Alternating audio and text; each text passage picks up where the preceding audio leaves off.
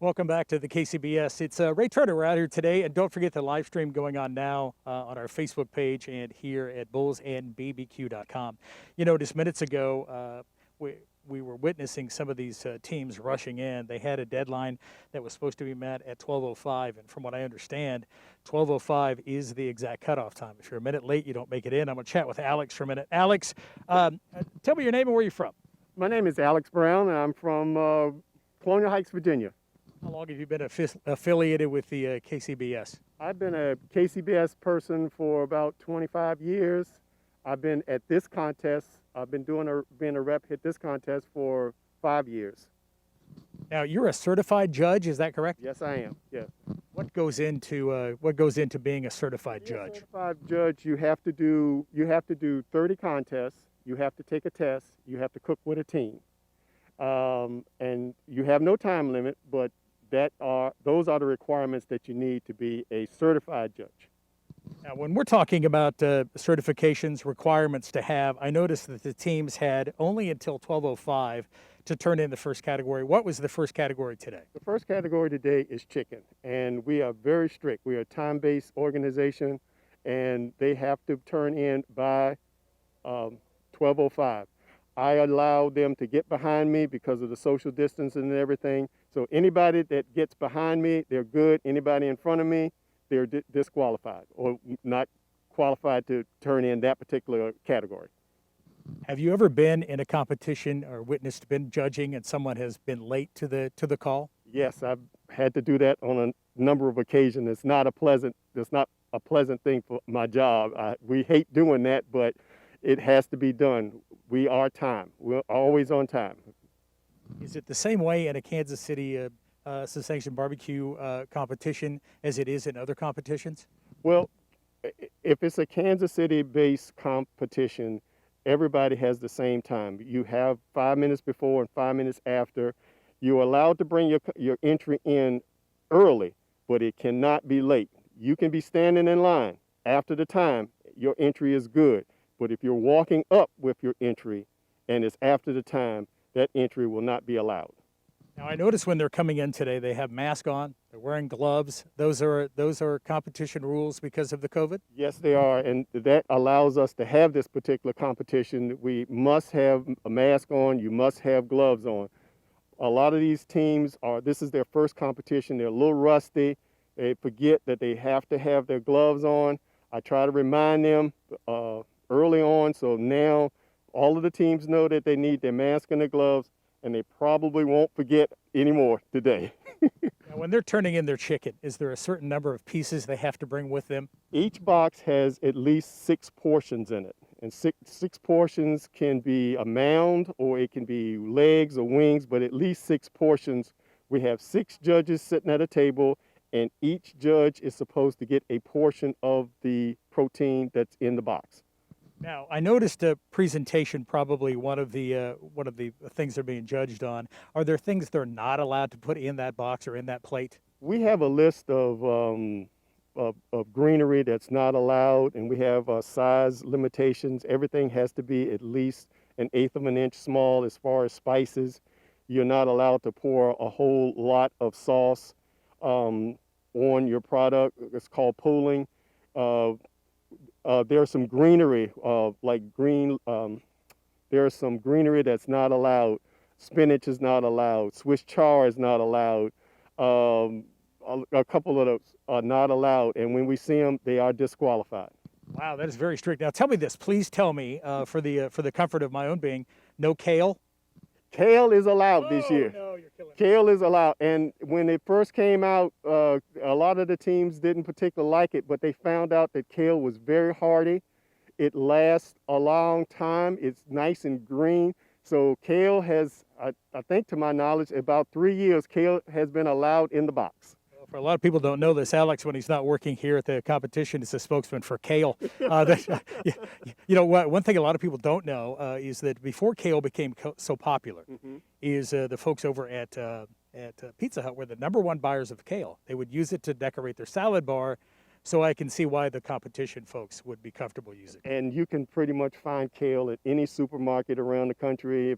These teams will come in the day before. If they don't have the appropriate green area enough, they can always run to a store and buy kale. You can find kale almost anywhere. There's And that's why they love it. It's kind of universal.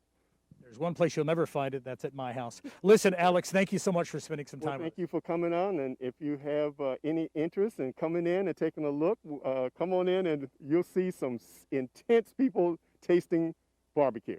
My question is, look inside. Does that include tasting for me? We might be able to manage. We might be able to manage. You're fantastic. You're a good sport. Thank you.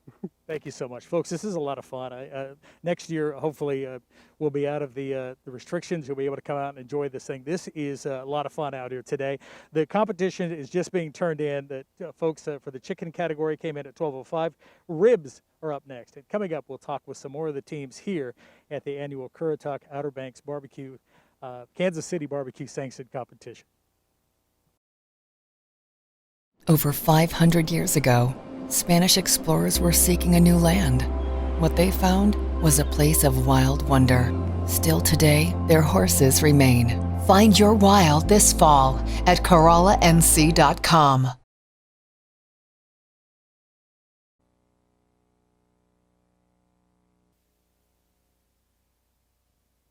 Hey, gang, we're back. It's Ray Turner out here at the KCBS competition. We're just in the shadow of the tent, and the judges are inside right now working on chicken. That was just turned in a few minutes ago. And we're over here talking to yet another great team. I've got Adam Beard with me. Adam, where are you from, Adam? Well, right now we live in Andrew, North Carolina. So right near Campbell University, south of Raleigh, North Carolina. And you go by the doctor, right? Yes, sir. I'm a veterinarian, so I am an actual doctor, but I also like the TV show Doctor Who, so I kind of played on both of that with Dr. Q. I got to know the name of the team, Dr. Q. Very clever name. I've got to know this. Being a veterinarian and working in the barbecue field, when your patients come in, does that ever make them nervous at all?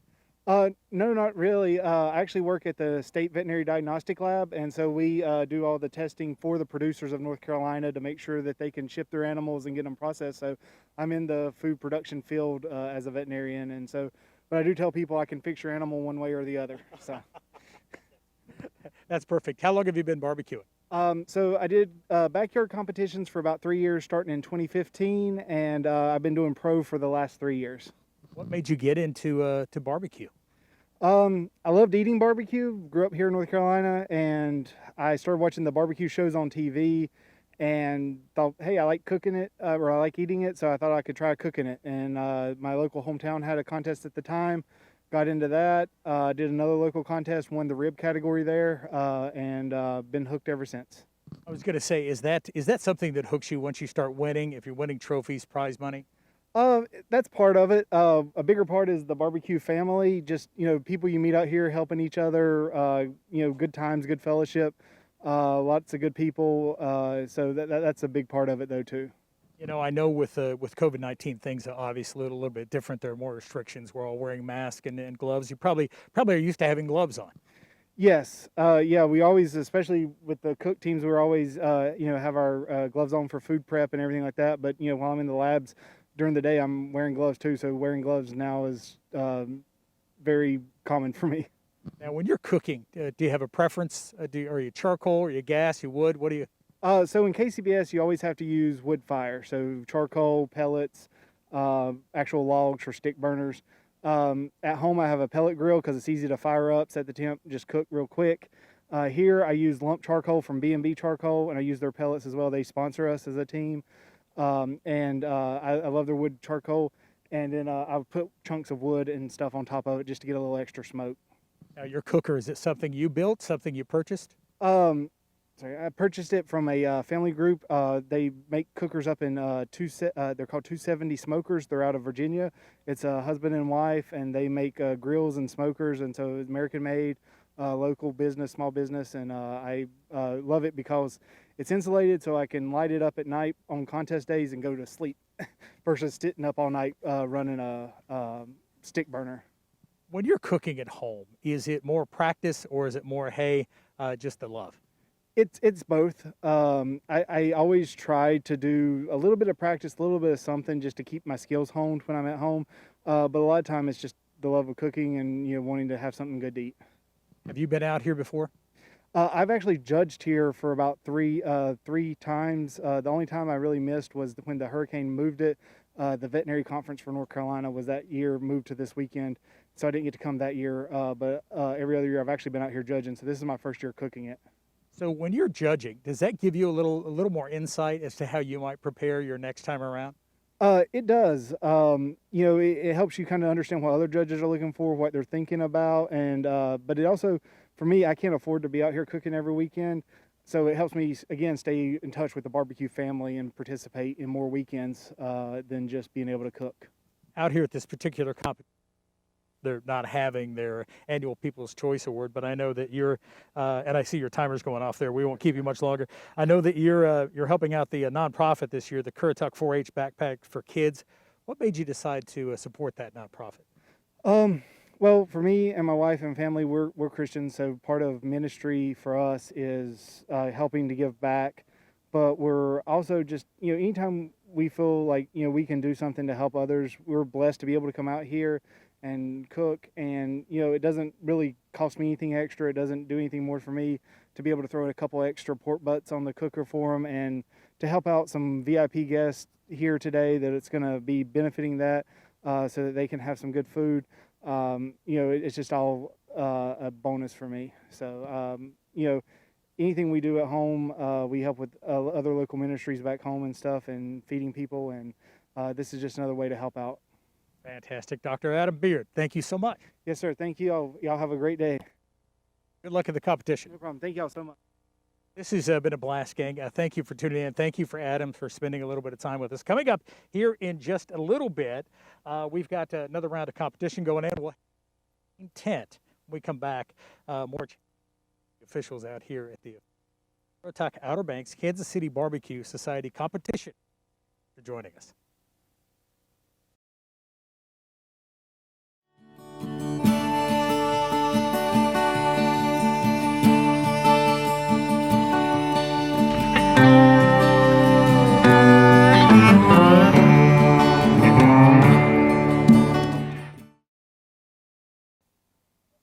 It's Ray Turner. We're back here in beautiful Currituck, North Carolina. This is the annual Currituck Outer Banks Kansas City Barbecue Society competition. A lengthy name and a lengthy process.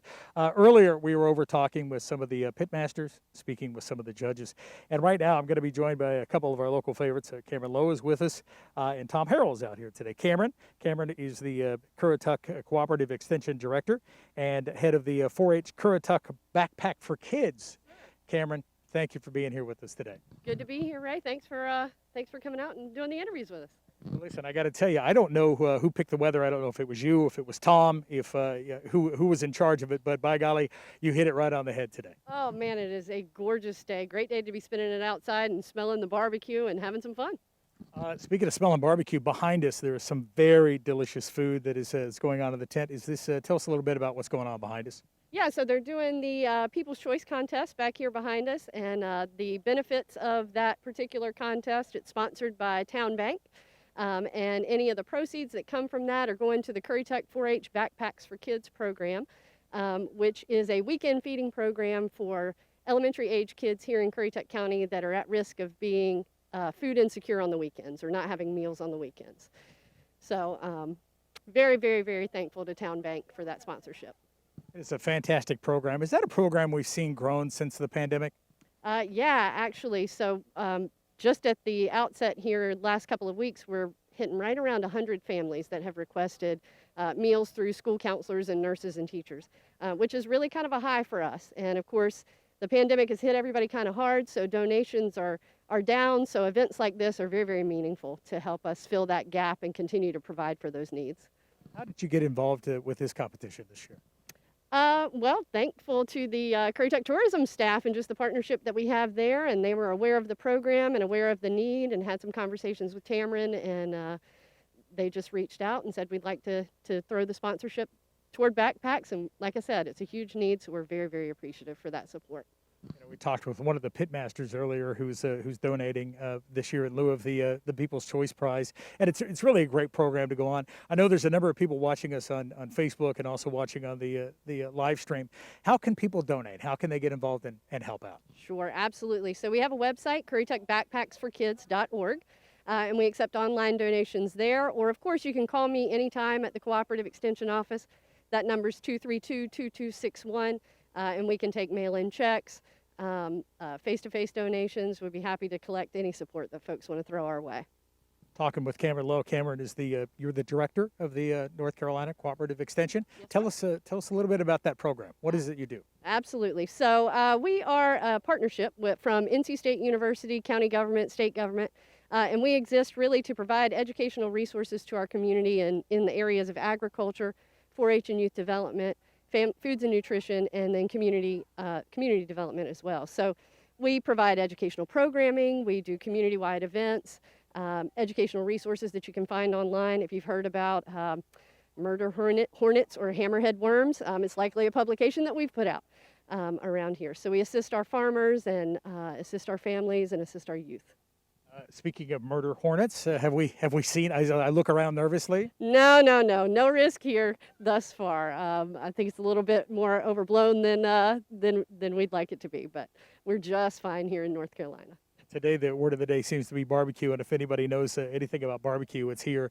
The folks in North Carolina. There are regions all over the country. You know, Kansas City has got its sauce barbecue. We've got our vinegar barbecue. There's Memphis, that kind of stuff. Do you have a preference? Oh, I am an Eastern North Carolina vinegar-based purist. Absolutely, that's my 100% favorite. So, how excited were you when they said, "Hey, listen, we're going to get the Cooperative Extension and the backpack program in on this barbecue thing"? Always. I mean, it's great. I mean, free barbecue, you know, a little fun out here and get to benefit the kids to boot. So you can't beat it. You know, I think it's a real credit to the county and to the organizers of this event. I mean, when you stop and look around, even though we're in the midst of COVID and you can't have people on site, there's still a good number of teams here. Everybody seems to be rolling right along. People are having a great time. The barbecue smells delicious, and the turnout has been fantastic. Absolutely. Everybody's been really cautious, been more than willing to take the necessary precautions to make sure that an event like this can go on. You know, we're doing everything we can to keep folks safe, to keep the community safe, and follow the guidelines as set forth by our state and local government. So not even 2 years ago, not even a year ago, I mean, 6-8 months ago, if we would have told you, hey, listen, you're going to have a mask before you head outside. When we have our next barbecue event, we probably will stay 6 feet away from each other. People won't be able to come and see it. Would you have ever believed? Never in a million years. But you know what? As difficult as it all has been, it's been a really neat opportunity to see how creative we can be and try some new things and learn and hopefully learn some lessons that we can take forward into the future too. Well, this is a fantastic venue out here. Do you get to spend much time? You know, Tom spends more time here than I do, but of course it's an equestrian venue. We show horses on the side, so we come out here every once in a while and enjoy that feature of the space for sure. That's fantastic. So you're living here in Currituck, North Carolina?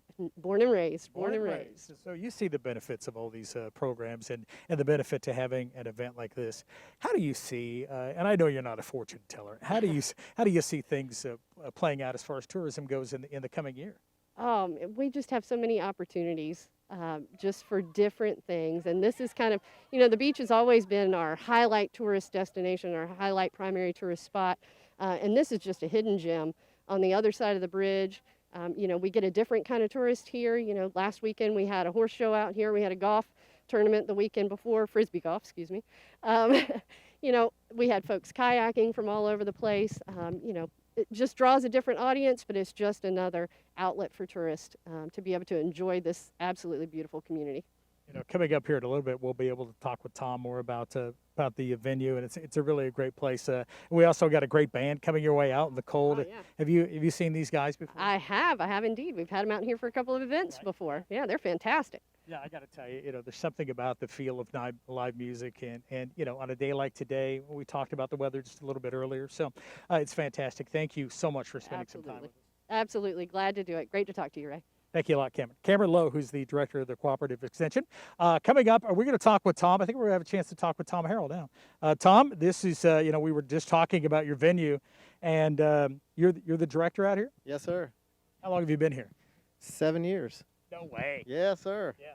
So what was it like first time you laid eyes on property? It's beautiful. Of course, being a horse person, I love it.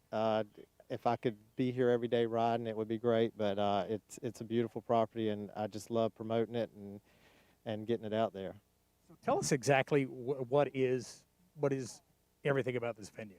Well, we're in Powell's Point. We're located on the Currituck Sound. We have 2 outdoor riding arenas. We have an indoor riding arena. We just completed an 18-hole disc golf course. We have a kayak launch. We have stock ponds for fishing. We've just put in the past couple of years, we have 21 RV sites that have power and water to them for events here. We host horse shows. Of course, we just had a disc golf tournament here, and we have a horsemanship clinic. It's going to be here next weekend.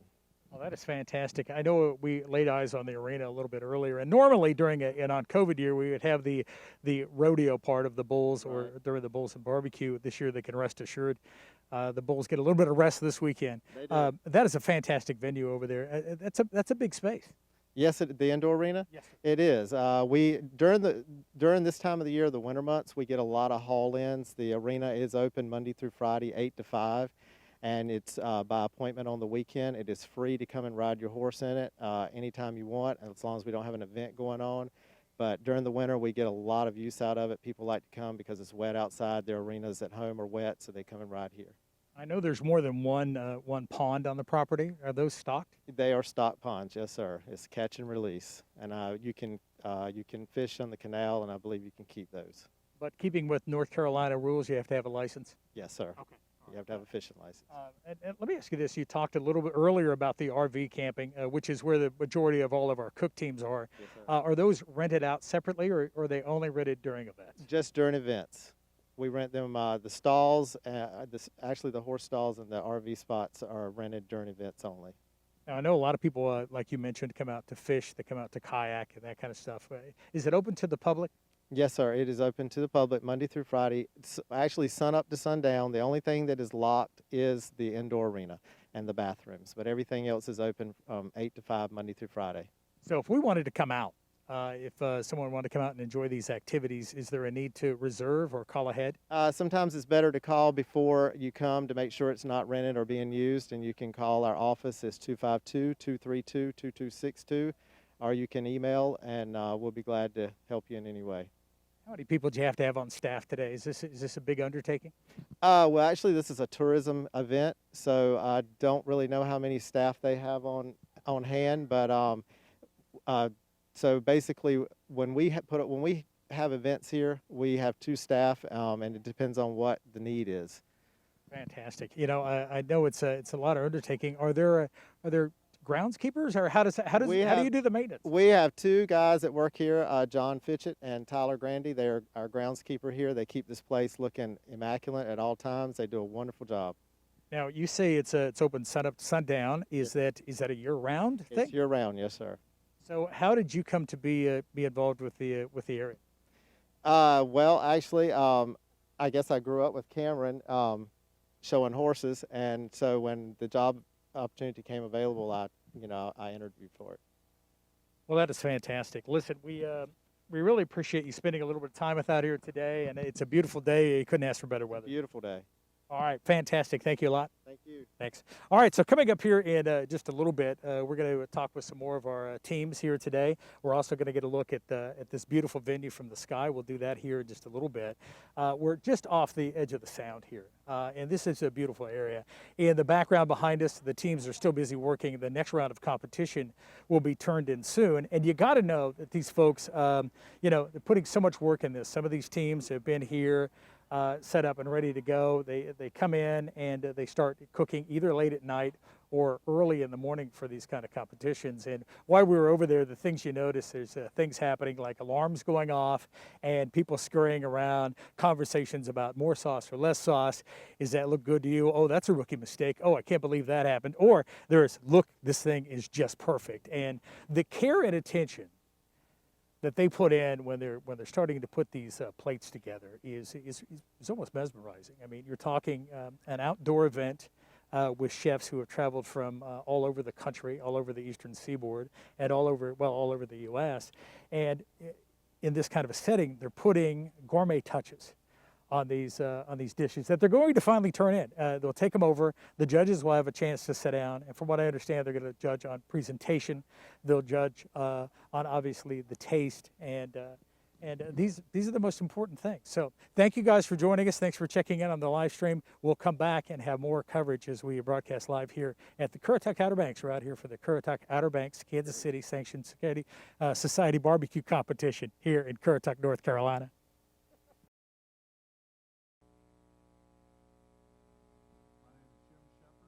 My name is Linda Shepherd. We're both master judges with the Kansas City Barbecue Society.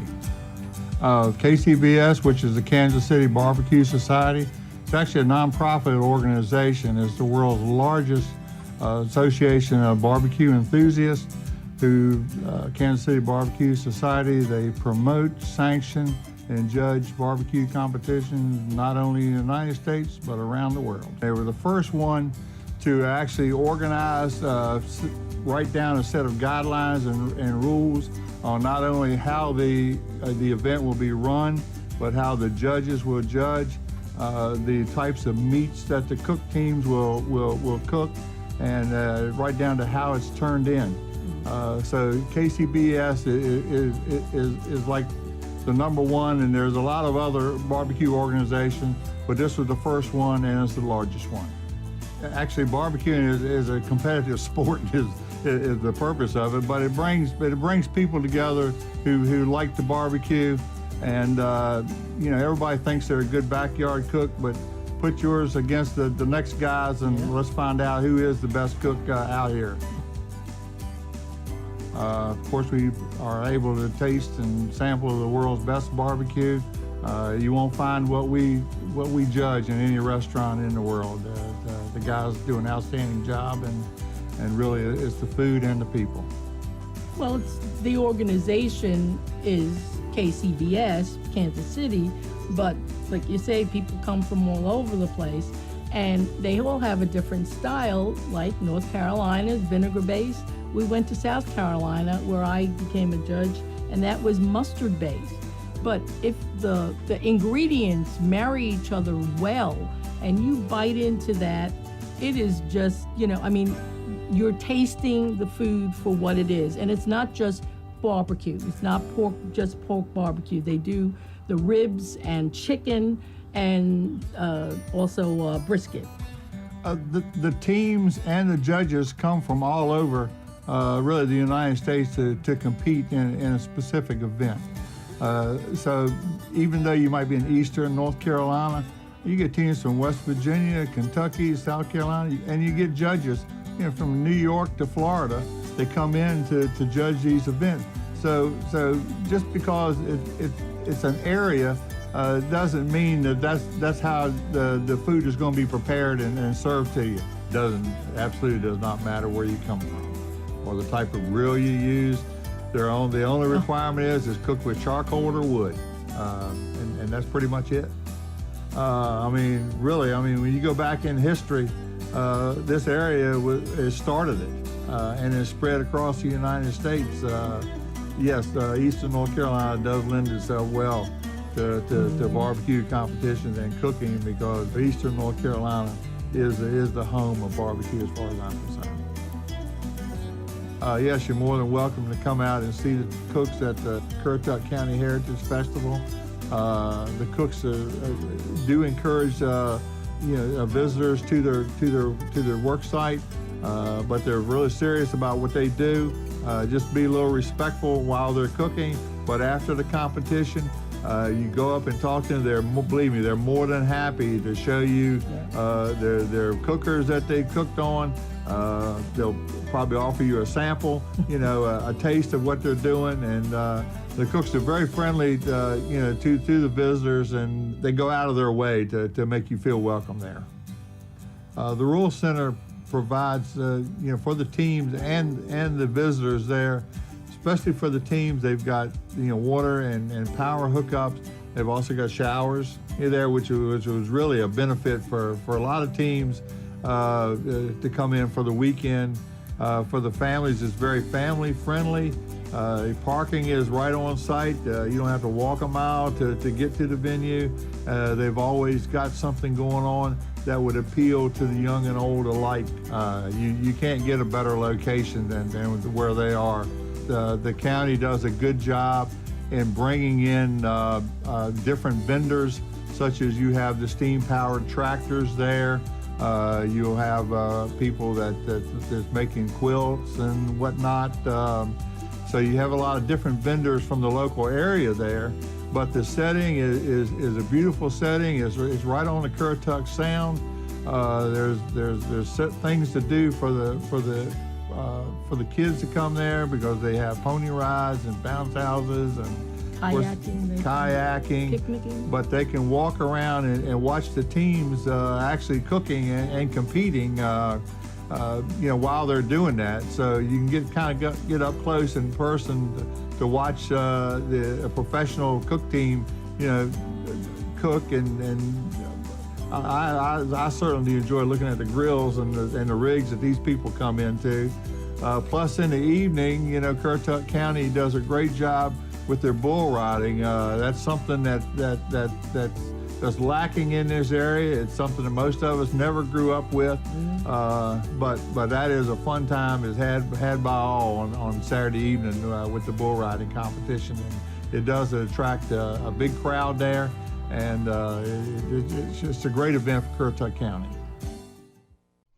Every place has a story.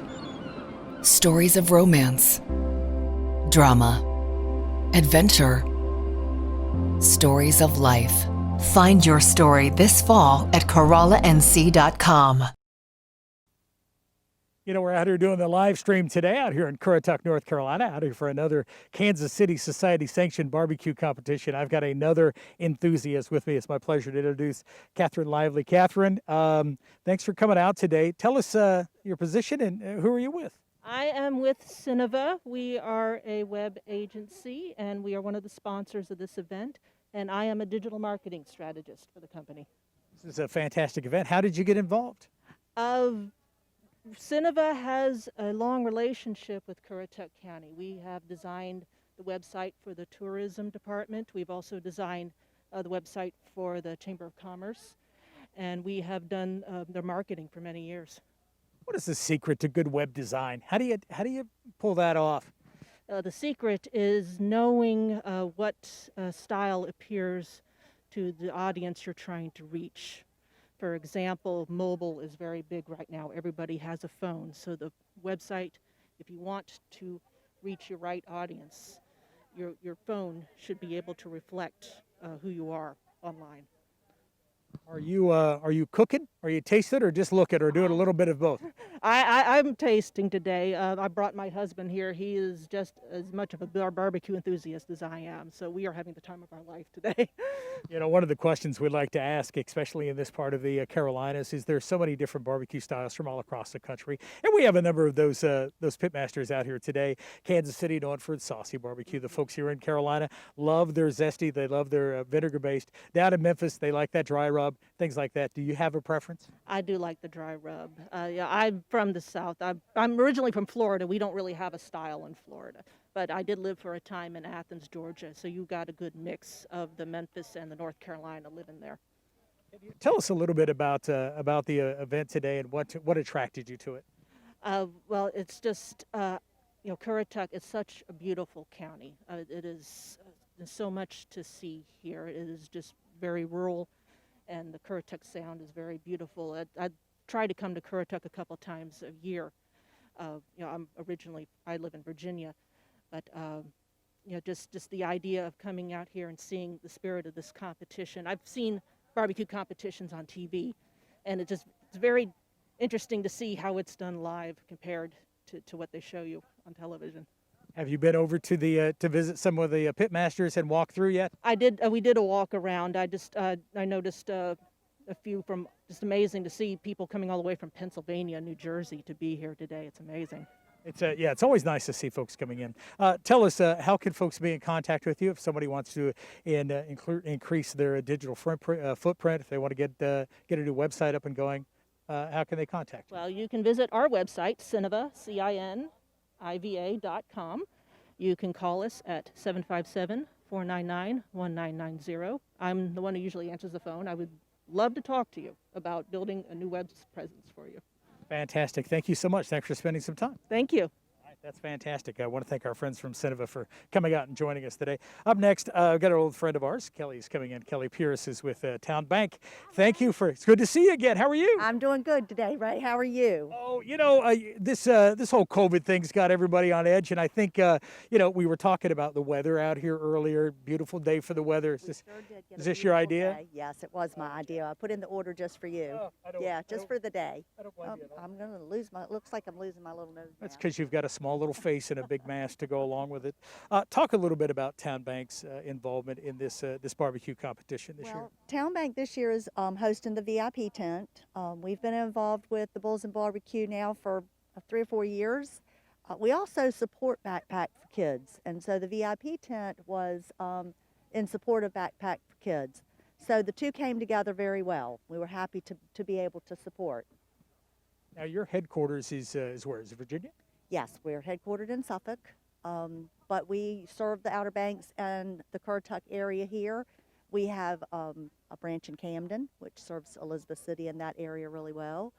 We have a branch in Grandy and a branch in Moyock, and then we have 3 at the beach.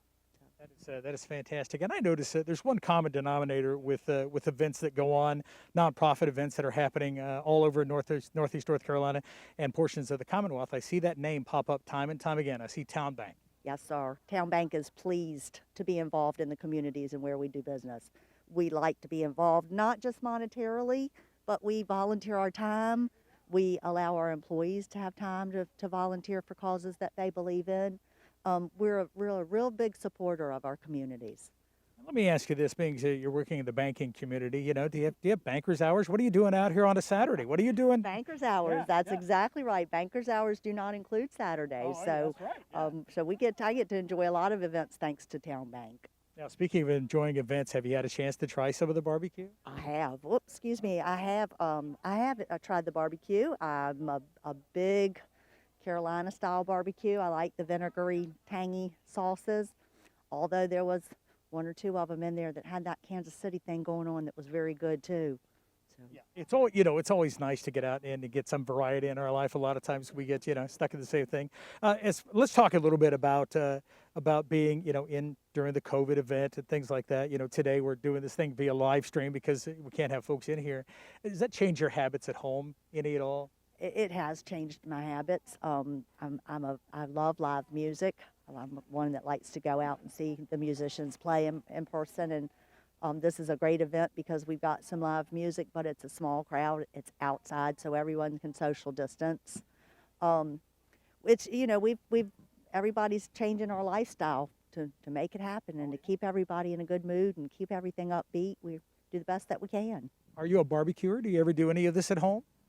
I do not do it at home on the grill. I like a good Boston butt, but I don't know how to do it very well myself. So I have some friends that do it very well, so I can enjoy it that way. Well, there's plenty of YouTube videos out there, and I'm sure there's a host of men and women who are standing right behind us over in the pits that would be glad to give you any kind of... certainly do look like they've done this a time or two. Yes, I've walked around a little bit and saw some of the rigs that they've got set up back there, and they've done it once or twice. Well, I'll tell you, better be careful. You'll get bitten by the bug. I might just do that. Thank you so much. Ray, thank you for having us, and everybody have a great day. Enjoy the sunshine. Be outside. Yes, ma'am. Thank you so much.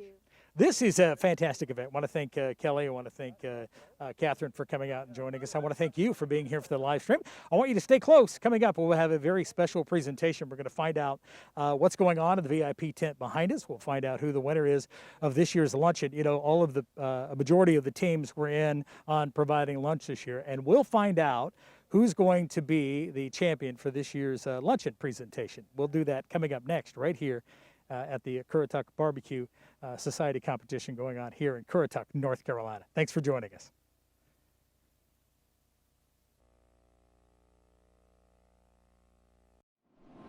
This isn't the everyday. This is an escape. An escape to somewhere wild. This is where roads end and adventures begin. Here, you put down the heaviness of life and dream. Play, reflect, and spend time with the ones that matter most. Around every corner is a retreat where you can taste everything, fresh and local. This water paradise has preserved its past, and Southern charm lives on. Here, you can discover something rare, something unique, extraordinary, and wild. Find yourself again this fall at CorollaNC.com.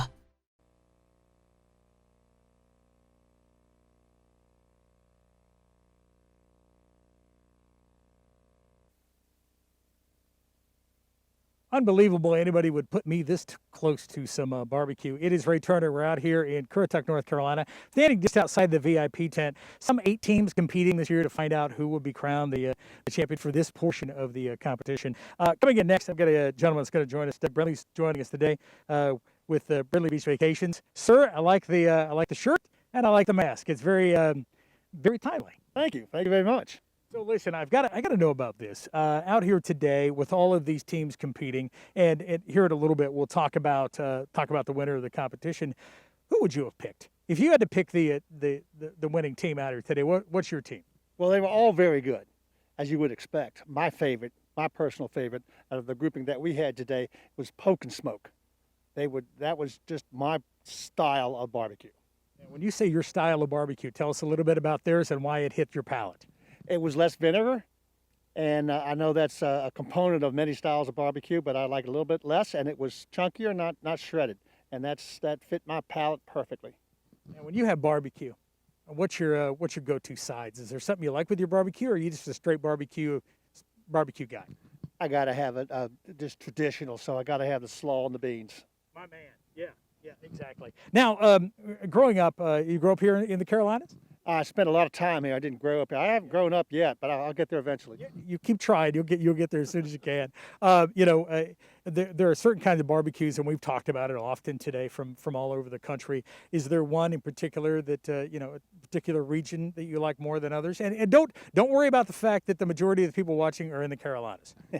It's got to be Carolina, Eastern Carolina barbecue. Yeah, fantastic. I got to ask you this. Being in the throes of the pandemic, crazy things happening all across our country. How has the season been for you? 22 straight weeks of full occupancy. Our industry on the Outer Banks vacation rentals was busy. That's unbelievable. Are there trends you're seeing? Obviously, you're seeing some sort of a trend, but beyond the season, I mean, once we hit the end of summer, did things start to slow down any at all? This time of year here in early November, obviously where our occupancy is down. However, leading into the holidays, the Thanksgiving week is 4 times what it was last year as far as paid vacation weeks. That's fantastic. It's always great news to hear. Were there, obviously, you probably had some concerns going into the first part of March when we started hearing that there'd be lockdowns, not only across the country, but here on the Outer Banks and in Currituck, North Carolina. That had to be some kind of early concern. I was not one of the people that said, oh, it'll be fine, there'll be a pent-up demand. I didn't see that coming. I thought Americans would be a little bit more hesitant to travel. Glad I was wrong. I didn't realize I was going to be wrong to this degree.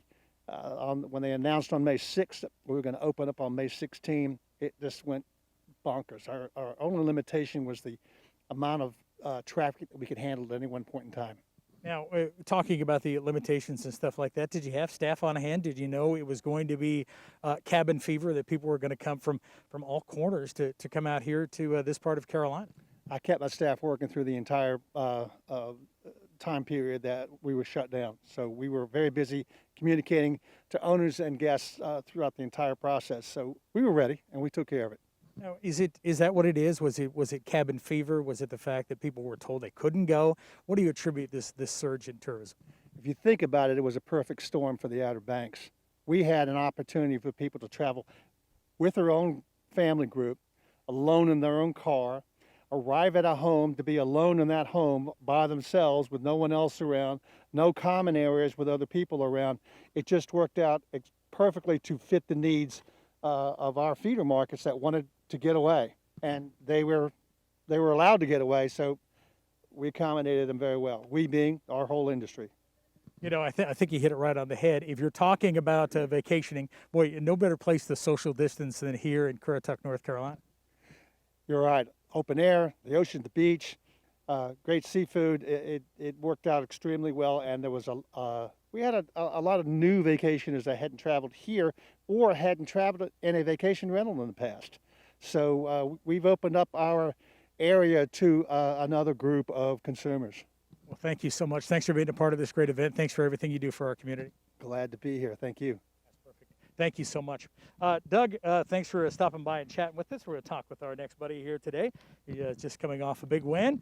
Bobby Hennig is with us. How you doing? Good, Ray. How you doing today? Doing all right. Tell us about the election, man. How was it? It was just a thrill to be able to bring in such a great win for Eastern North Carolina.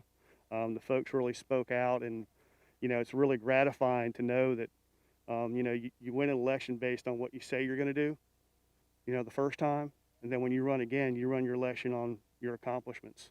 And I just think the accomplishments that we've done here in Eastern North Carolina really showed in the election, and you know, the results show it overwhelmingly. So pretty good stuff.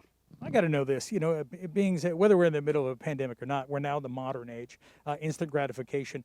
This has got to be a lot different from the old days of being a politician where, you know, you might have to worry about a cell phone or a home phone ringing once in a while, Right. maybe if you had a fax machine or being interrupted at dinner.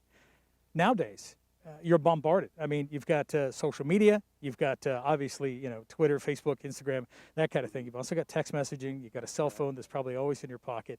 That's got to change the game at some point. All of the above, and yes, it does, very much so. It actually it makes campaigning a lot more efficient. You're able to get your message out on so many different areas in the media, different types of media. It's just a better source for you than it was way back then.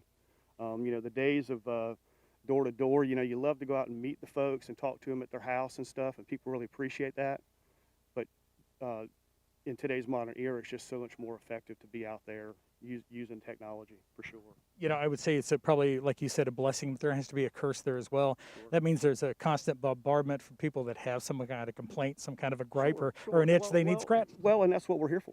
You know, you know, my number one job is constituent services, and you know, I strive to answer every call, every email, every text message, everything, and people really appreciate that. You know, I had a lady this morning called me yesterday about concerns about the election, and I left her a voicemail. And she called back today just to thank me and was surprised I'd answered the phone. She's like, well, you know, this just doesn't happen. I said, well, it does here because, you know, that's why I'm here. I'm here to serve the people of Eastern North Carolina, and that's what I do. And she was just blown away by that. That's always great to hear. Yeah, that's fantastic, and thank you for doing that. We don't see it probably enough, and we do see it quite a bit, especially in communities like Currituck and in the area surrounding. Let's talk a little bit about Barbeque. This has got to be one of the best events of the year, right? Oh yeah, absolutely. You know, it's I mean, what a great place to have it. I mean, this rural center is just unbelievable, and how they take care of this place. And we were talking earlier today about the numbers, how they've gone up because of COVID and people just being outside more, and I really see this place really expanding and really getting to its full potential finally, and that's just phenomenal. So yeah, this barbecue stuff, I've done it a couple times now. Of course, I come every year, but you know, doing a little judging there is pretty neat, and you know, everybody loves barbecue. You ever try some at home? You ever get the itch? I'm going to brag a little bit. I'm pretty good. I've got a dear friend that lives in Alabama that taught me how to cook barbecue, and people eat it and they're like, this isn't like any barbecue I've ever tasted before. And so you know, it's not Eastern North Carolina barbecue. It's a dry rub barbecue, and it's pretty phenomenal, if I got to say so myself. Representative Bobby Hennig, thank you so much. Yeah, thank you. Appreciate the time. I appreciate it. Listen, we'll take that invitation. We'll go over to Bobby's house to have some barbecue soon. Listen, we got more friends coming in today. Tell us your names and what do you do? I'm Selena Jarvis. I am the commissioner that represents this lovely district, District 2. I'm Kitty Etheridge, and I'm the at-large county commissioner. Listen, we were just talking with Bobby and Doug about you know, this beautiful area we live in, and you know, you're both just coming off the election, and obviously, you know, a lot of support, a lot of great folks in this area. Absolutely, and what a beautiful day in a beautiful setting to really just highlight all that Currituck County is. And I couldn't have picked a better place to live, and this just showcases all that Currituck is. Kitty, have you had a chance to try any of this delicious barbecue? Oh, yes, it's very good. And Currituck has some great places where you can buy barbecue also. Oh, they certainly do. Yeah, Some they wonderful really do. places. What would you say if folks were concerned about getting out and about, if folks are concerned like events like this? Is there any advice for folks who are starting to wonder, will we ever come to an end of something like this? Well, first of all, don't live in fear and do what you can. Wear a mask, wash your hands, and do the things that are recommended. But certainly enjoy yourselves and be out in the fresh air. The fresh air is the best medicine for anything that ails you. Have you been to this event before, ladies? Yes, this is my 3rd year. No way. All right. Oh, love it. Always come. Enjoy it a lot. Well, I got to tell you that we've had years where the hurricane has pushed it to a different time, and we've had some rain and some cool weather. This year, spot on weather. It's fantastic, and all of these teams, everybody seems to be in such great spirits. It seems to be just a fantastic day.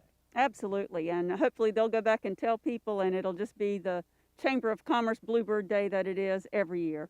That's fantastic. Ladies, we really appreciate you coming out today. Thank you for being a part of this great event. Thank you for what you do for our communities. Thank you. Thank you. Yes, Thank you ma'am. very much. Yes, ma'am. Have a great morning. Boy, by golly, I got to tell you, this has been a great day out here. And coming up here in a little bit, we're going to find out who gets crowned a grand champion. We got some great entertainment on the way. There's a band called Out in the Cold. They're a North Carolina favorite. We want you to come out and see them. We're going to bring them up on the main stage here in a little bit. And I don't know if you know what's going on behind me or not, but the teams are still working very hard. They're getting ready to turn in another round of competition, which will go into the judges here in a little bit.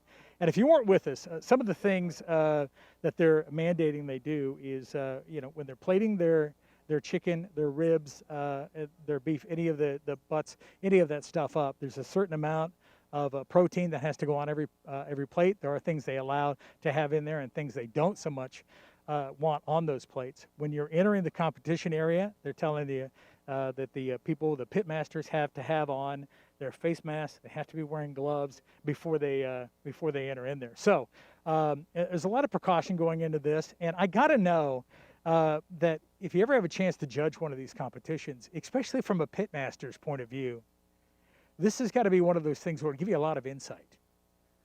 Because now you've got an inside look at what the judges are going through, and what they're looking for, and that kind of stuff. And you got to know that once they get bitten by this bug, it's just a fantastic thing you can't help but compete in year and year again. I want to thank all of the folks that have joined us today. A lot of folks have taken time out of their very busy schedules. A lot of folks have traveled out here. A lot of these teams coming from all over the country and all over the Eastern Seaboard to join us out here today in Currituck, North Carolina. It's been a lot of fun, and you can tell, you might be able to hear some of the background going on. They're working over in the VIP tent, getting folks served up, and the competition will continue. They probably won't announce the winner of this competition until about 4 o'clock this afternoon. That's when you'll know more. But we appreciate you tuning into the live stream. Make sure if you have a chance to share it on Facebook and tell folks about it.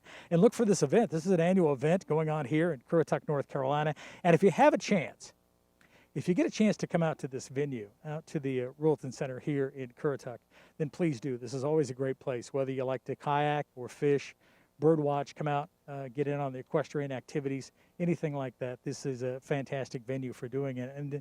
And listen, the Currituck Division of Tourism out here does a fantastic job of putting these kind of events together. And it's things like this that bring great stuff into our community. So we just want to thank you all for tuning in and joining us, and I hope you'll stay close to us, because coming up here in a little bit, we've got the Out in the Cold band. They're coming up. We'll take you to the big stage here in just a little bit.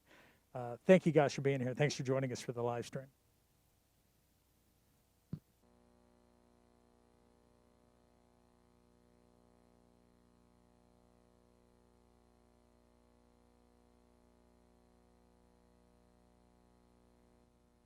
My name is Stuart Chamberlain. I'm the Director of Marketing for Media One. We're a digital marketing company. We do Google paid search, we do content creation, social media ads, but a little bit of everything. Whatever our clients might need, we're willing to do. We work with a variety of clients. A lot of them actually are in the tourism industry. We do work with Currituck County to help promote the Outer Banks and the Currituck mainland and Knott's Island.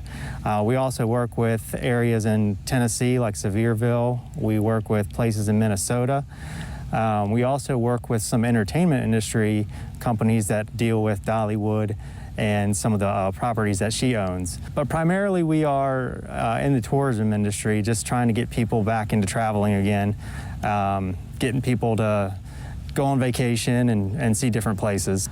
So for Currituck, we run a couple different campaigns. We do a little bit of what's called native content, which we take content that we either create or that's already existing, and we promote that on various websites like CNN or travel websites. We also do some YouTube video advertising, so existing videos that Currituck has created, we help promote those and get more people to see those videos. Yeah, so we're excited to sponsor the band for this event, Out in the Cold, which is a mix of Americana, Southern rock, country music. We try to sponsor local events with all the clients that we work with. We think it's important to get involved in the communities that we work with. We're also members of the chamber, and we try to participate in business events and local events just to kind of get our name out there and make sure that people know that we're supportive of the area, not only through the advertising efforts we do, but also on the ground. Yeah, so I happen to live here locally, and I've attended this event myself for the last 4 or 5 years and brought my son and some of my extended family, and we've always had a great time at this event. And you know, unfortunately this year with the restrictions, you won't get the experience all that it has to offer, but it's a unique way to see kind of behind the scenes of the barbecue. That's something a lot of people don't get to see, is the competition barbecue, and you know, it's great to kind of get that different aspect of things and be part of something that's unique, and especially to this area that draws a lot of attention to it in a unique way. You can find us online. We're pretty much a virtual company.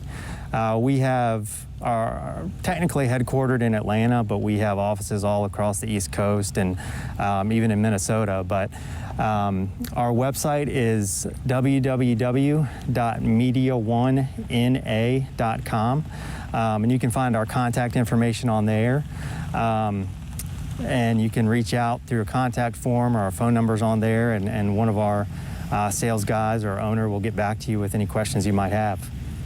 Marketing during the current landscape is tricky. I mean, everybody's got reduced budgets to work with, and you know, everybody's competing to get in front of people. The good thing is most people are in the same place at home, so you have a little bit better idea of where people are going to be. But the best thing to do is just to try to keep in front of people. Try to think of unique ways to enhance your product. If you're a destination, do more videos, do more written content, live streams if you can. Yeah, so the important thing really is just to kind of stay in front of people and make sure that your business name or your product is on the top of their mind. And you can do that with small budgets or large budgets and in a variety of different ways. But if you're having trouble figuring out a way to do that, you can always contact us, and we'll be happy to come up with a creative solution for you. Over 500 years ago, Spanish explorers were seeking a new land. What they found was a place of wild wonder. Still today, their horses remain. Find your wild this fall at CorollaNC.com.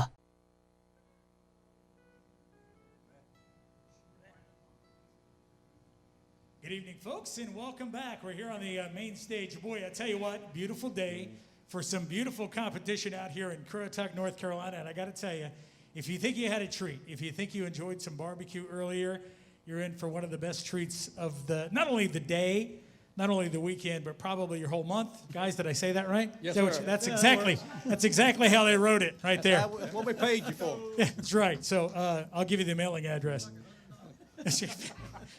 Said he feels like $1.50. This is great. It's going to be a good day. Folks, thank you all for coming out here. I know we're doing this live on the live stream today, and thank you all for joining us in. You're going to really love this. Here they come. Folks, please make welcome Out in the Cold. Thank you. Thank you. Thank you.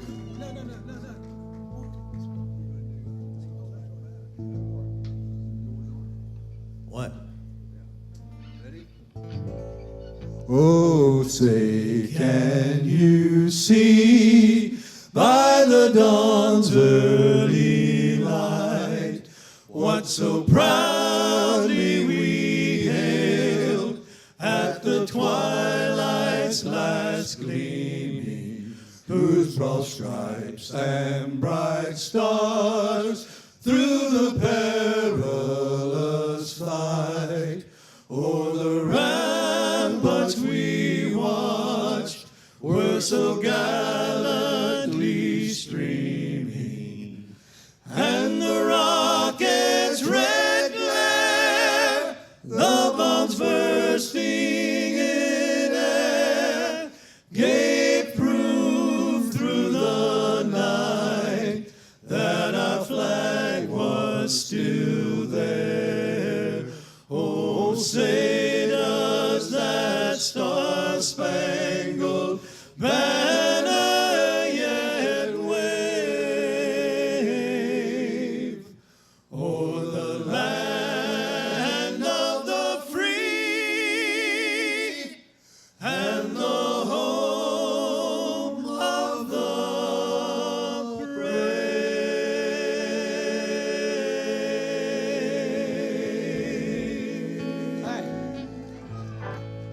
Thank you. Thank you. God bless the USA.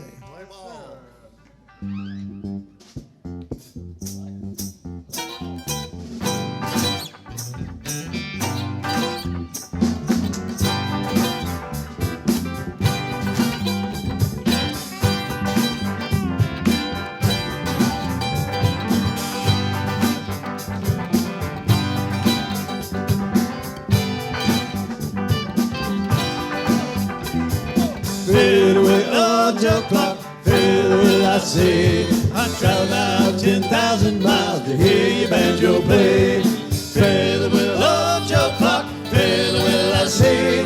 I traveled out 10,000 miles to hear your banjo play.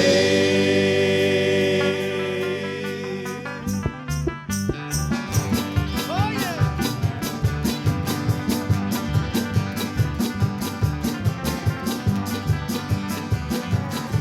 Well, now I went down to old Joe's house, never been there before. He slept on the feather bed and I slept on the floor. I said, Fiddle with old Joe Clock, fiddle will I say. Fiddle with old Joe Clock, gotta be on my way.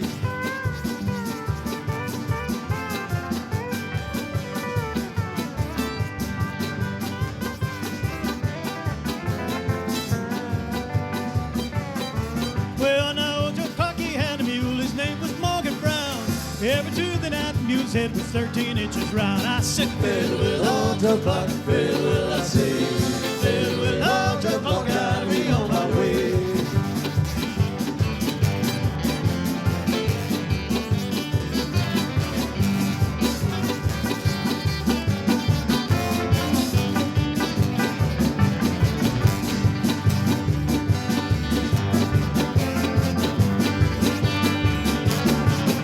now old Joe Clock, he had a house 13 stories high. Every window sill in that old house was filled with cherry pie. Fiddle with old Joe Clock, fiddle will I say. Fiddle with old Joe Clock, gotta be on my way. Take it, Red.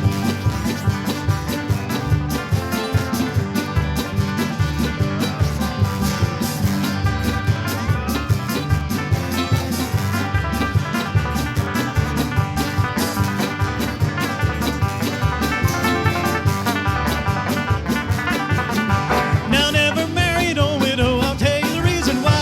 She blows her nose in cold cornbread and calls it puppy pie. Fiddle with old Joe Clock, fiddle will I say. Fiddle with old Joe Clock, gotta be on my way. Yeah, girl.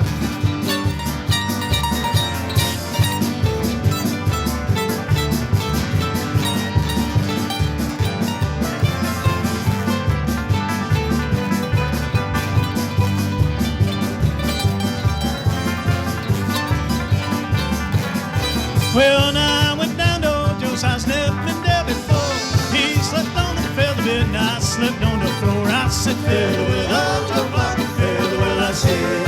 Fill the wheel up, Joe Clark, gotta be on my way. And I said, fill the wheel up, Joe Clark, fill the wheel, I said. Fill the wheel up, Joe Clark, gotta be on my way.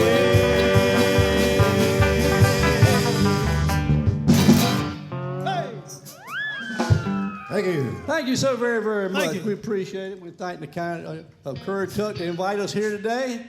This is one of those Chamber of Commerce days right here. I don't see a cloud in the sky. This is so beautiful out here. Yeah, it we is. appreciate Ray and everybody for bringing that blue sky to us there. Speaking of blue, is Carolina still winning? I imagine so. They were winning in the first quarter. This is for all you good-looking ladies out there and out in TV live streaming land. I said, hey, good looking, what you got cooking? How's about cooking something up with me? Hey, hey, sweet baby, don't you think, baby, we can find ourselves a brand new recipe? I got a hot rod bowl and a $2 bill, and I know a spot right over the hill. There's soda pop and a dancing free. You wanna have fun? Come along with me. Say, hey, good looking, what you got cooking? How's about cooking something up with me? Muskrat, take us to the Grand Ole Opry here, boy.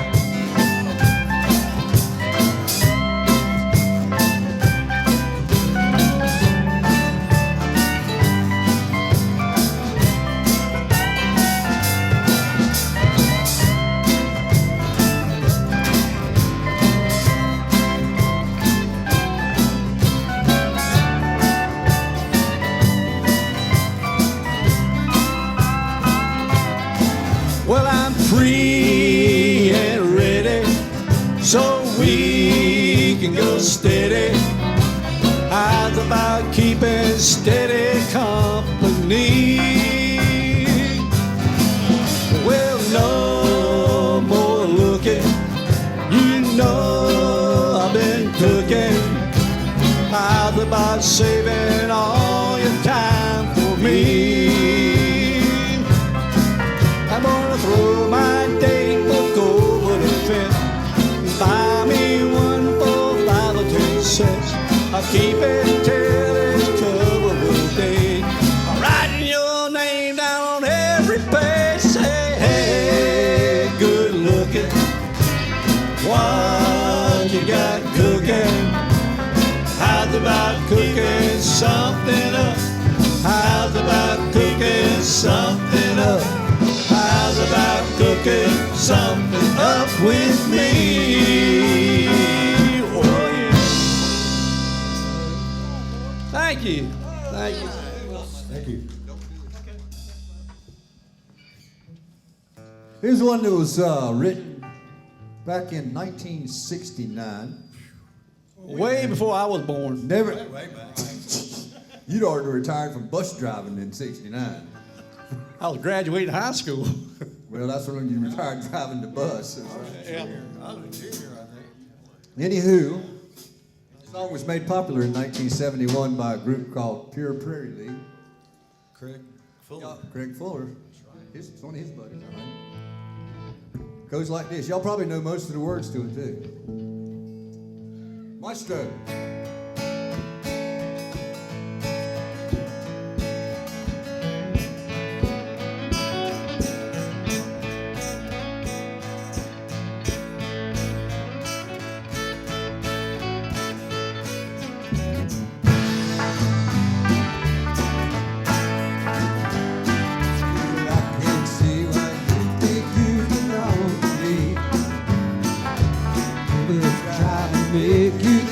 Let you see one thing for yourself.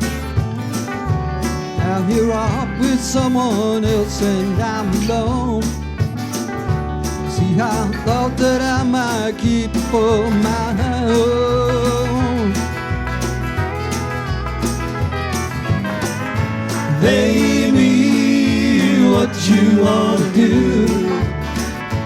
I think I could stay with you for a while, maybe longer if I do.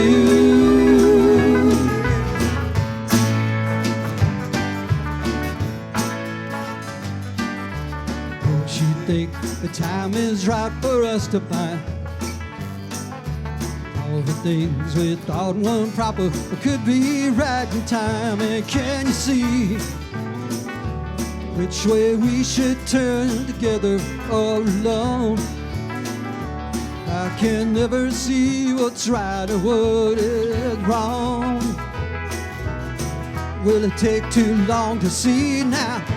Hey me, what you wanna do?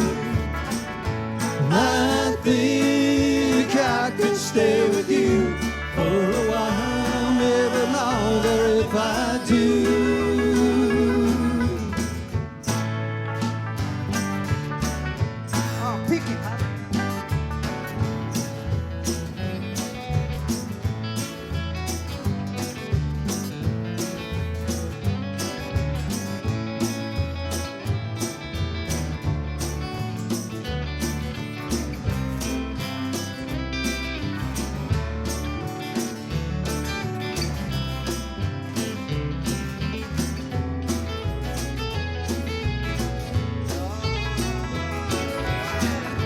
Hey me, what you wanna do? I think I could stay with you for a while, maybe longer if I do.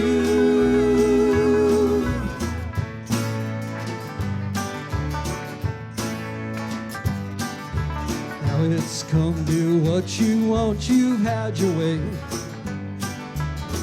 The things we thought before just faded into gray. And can you see that I don't know if it's you or if it's me? If it's one of us, I'm sure both will see. Won't you look at me and tell me, hey me, what you wanna do? And I think I could stay with you for a while, maybe longer if I do, yeah. Hey me, what you wanna do? I think I could stay with you for a while, maybe longer if I do. I keep falling in and out of love with you, falling in and out of love with you. Don't know what I'm gonna do, yeah. I keep falling in and out of love with you.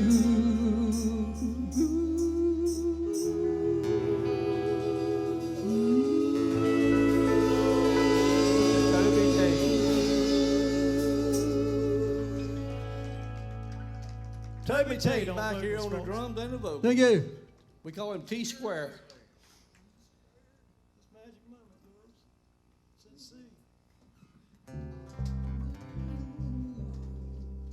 This is some beach music for you.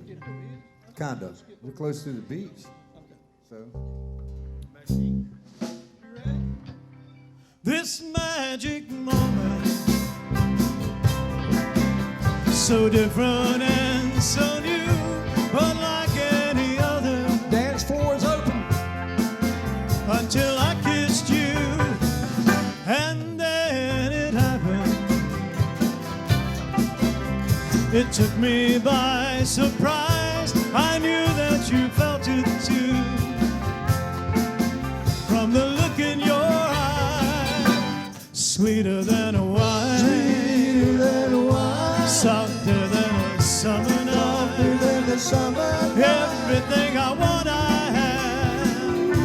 Whenever I hold you tight, this magic moment, This magic moment. while your lips are close to mine,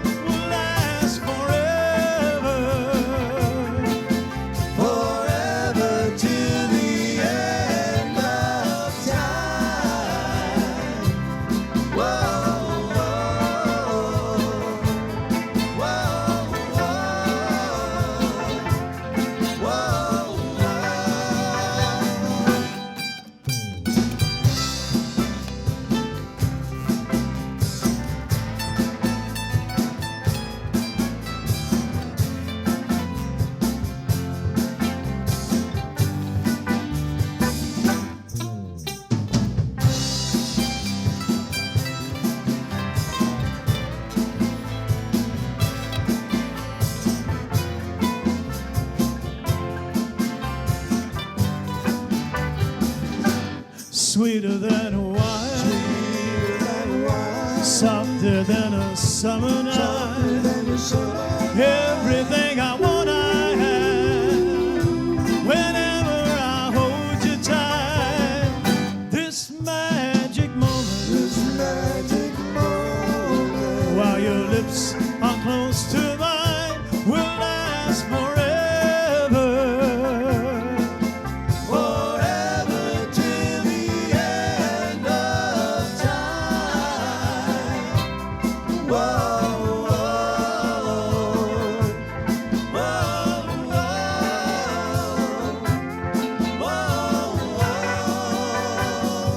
this magic moment, while your lips are close to mine, will last forever, forever till the end of time. Whoa,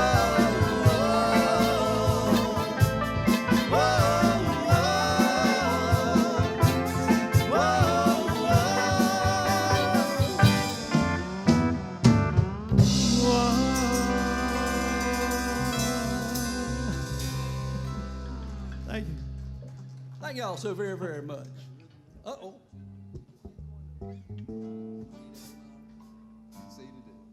All right. Okay. Yeah, got the rhythm on it. I think so. Let's go for it. We're laughing at one another. We haven't played since February.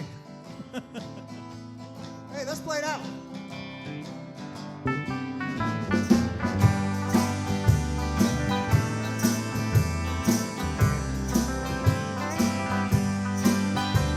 Clouds so swift, rain won't lift, the gate won't close, the railings froze. Get your mind off the wintertime now, but you ain't going nowhere. I'm singing, ooh-wee, ride me high, tomorrow's the day my bride's gonna come. Oh, we're gonna fly down in my easy chair. Well, I don't care how many letters they sent. Morning came and morning went. Pick up your money, pack up your tent, 'cause you ain't going nowhere. I'm singing, ooh-wee, ride me high, tomorrow's the day my bride's gonna come. Oh, we're gonna fly down in my easy chair.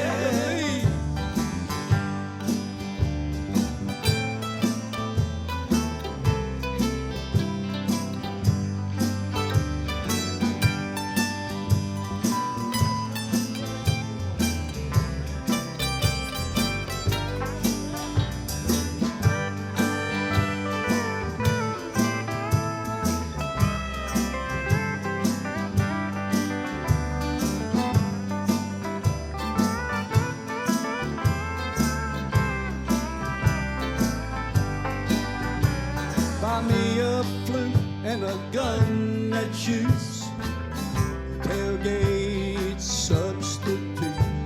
Strap yourself to a tree with roots, you ain't going nowhere.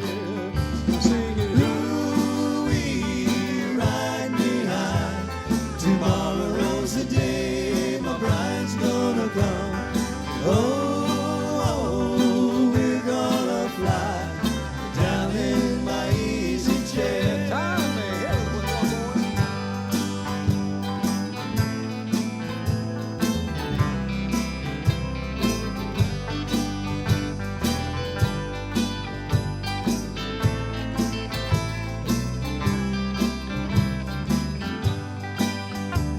Oh, king has come, he could not keep all of his men supplied with sleep. We'll climb that mountain, no matter how steep, boys, when we get up to it. I'm singing, ooh-wee, ride me high, tomorrow's the day my bride's gonna come. Oh,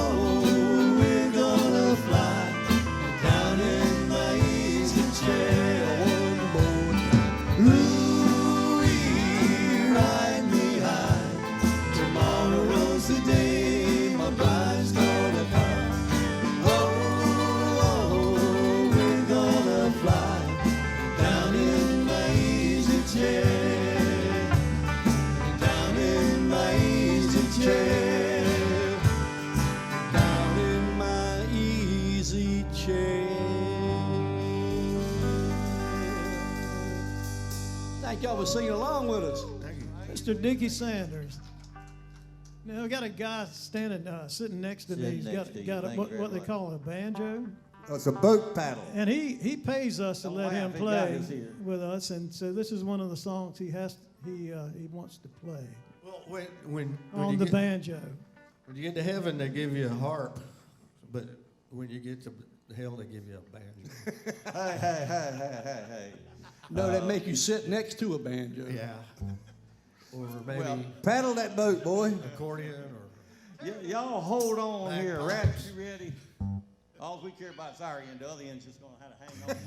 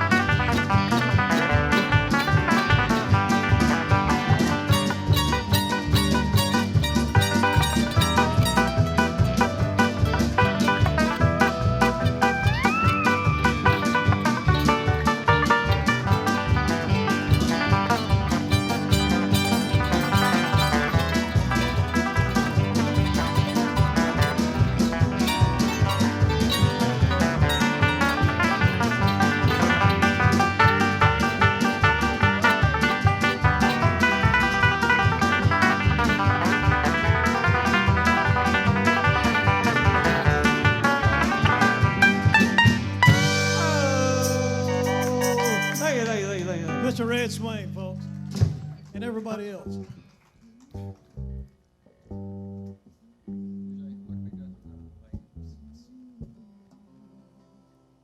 And the next song.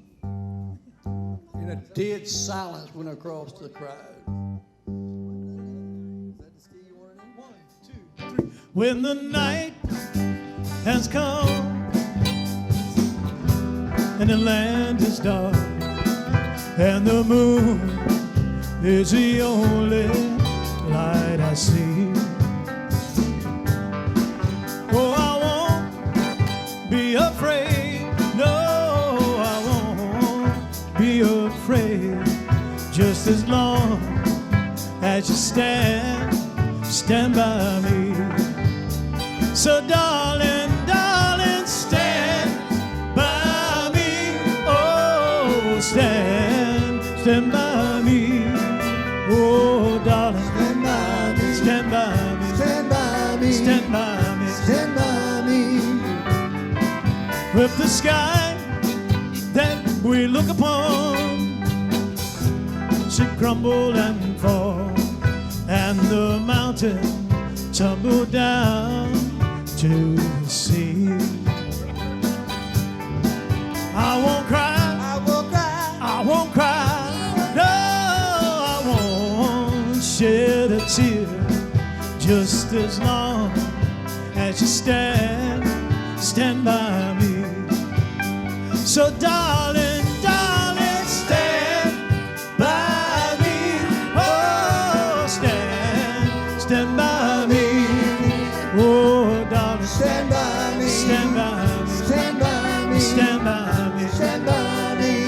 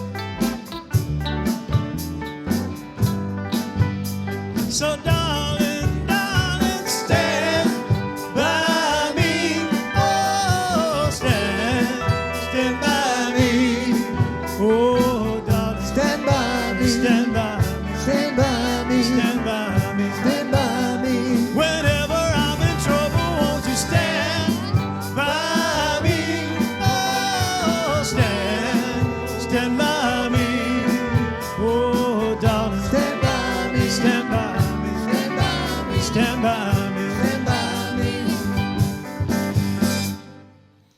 Thank you. Thank y'all so very much. We do appreciate that. Quite a few years ago, we did a musical, and believe it or not, on stage and everything like that.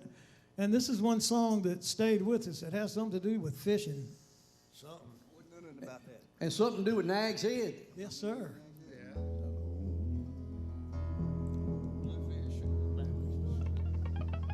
I was lured by the moon to the coast of Carolina. I was hooked by the ebb tide motel. I flopped out onto the Nag's Head Pier, where I survived in a bucket of beer. 4 dozen fishing poles rose and fell in the swells where the bluefish and mackerel dwell. In the swells where the king mackerel dwell.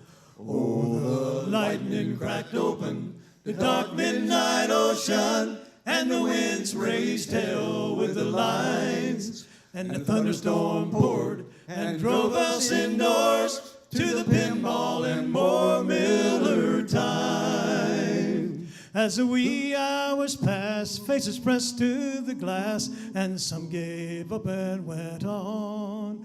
But the faithful we stayed and drank as they prayed.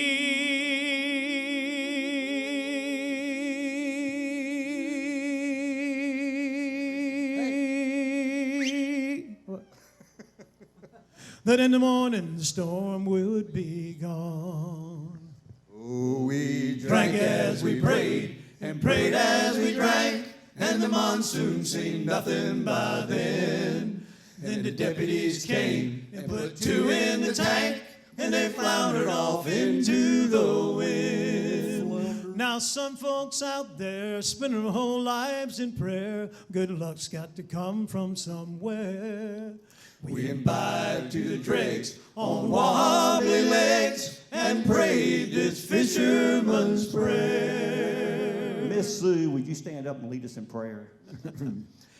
Give me the strength to get up at dawn. Help me get out of bed. Give me the vision to find my rod and reel.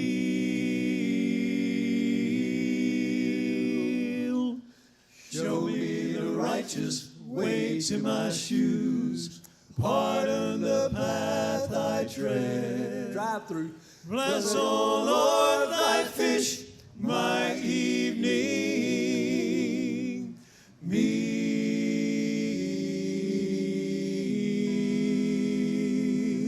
Amen.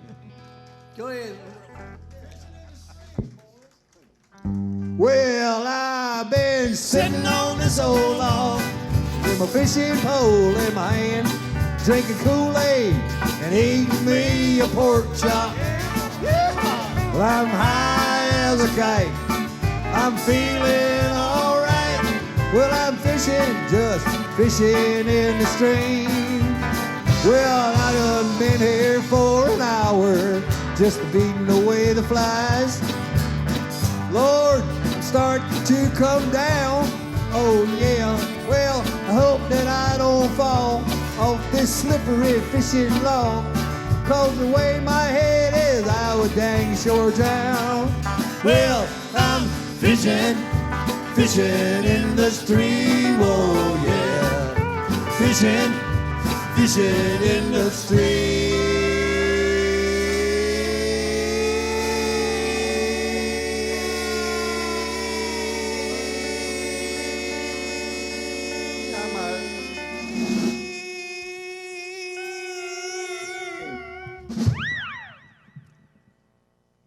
Yeah. Okay. Well, I'm high as a kite, feeling all right. Fishing, just fishing in the stream. Pick it, Rat.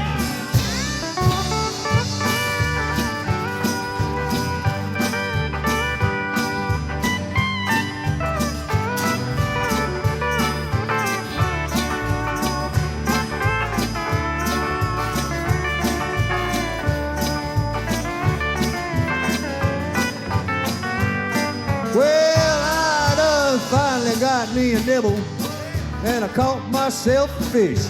I pulled him out of the water from his home. Yes, I did. Well, I looked him in the eye. Couldn't do the little fella no harm. Said, hey, Mr. Fish, let's you and me get stoned. What? Yeah, I'm fishing, fishing in the stream, oh yeah.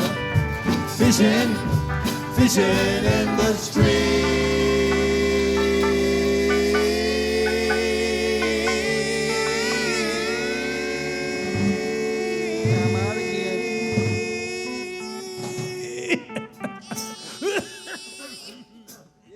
Well, I'm high as a kite, feeling alright, yeah.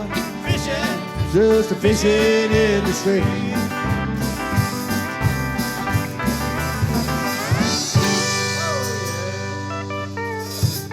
Mr. Moon Monday Yes, wrote that sir. song. Thank y'all so very, very much. Yeah. Gonna let Tommy down there on the guitars all the way here from Chapel Hill. Chapel Hill. That's in North Carolina, near Raleigh, where NC State is, which is really important. Yeah. It's a suburb of Chapel Hill. No. That ship already sailed this year. But he can sing a mean tune. This is one So of it's my all favorites. Written by Eric Clapton and sitting out to Miss Sue and Miss Sue.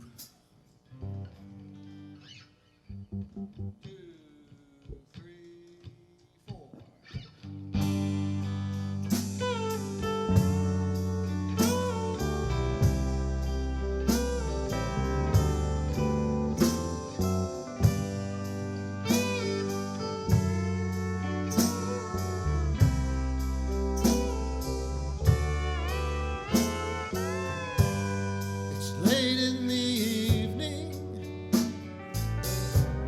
she's wondering what clothes to wear. She puts on her makeup and washes her long blonde hair. And then she asks me, do I look alright? And I say yes. You look wonderful tonight.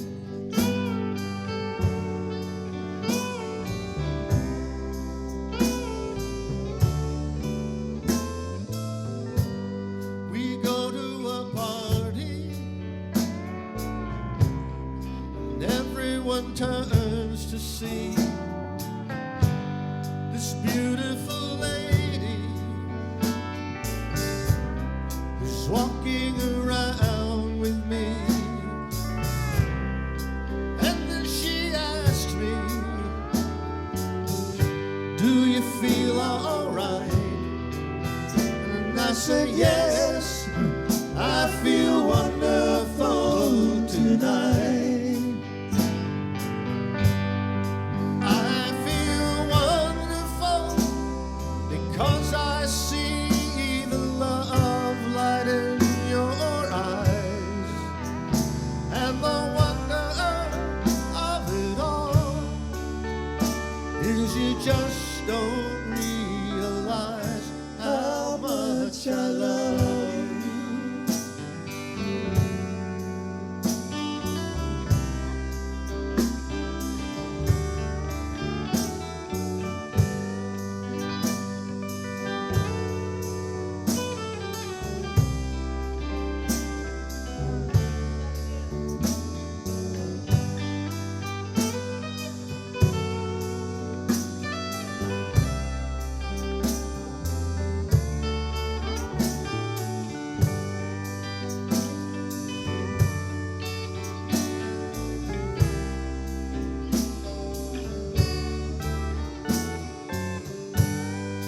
Time to go home now,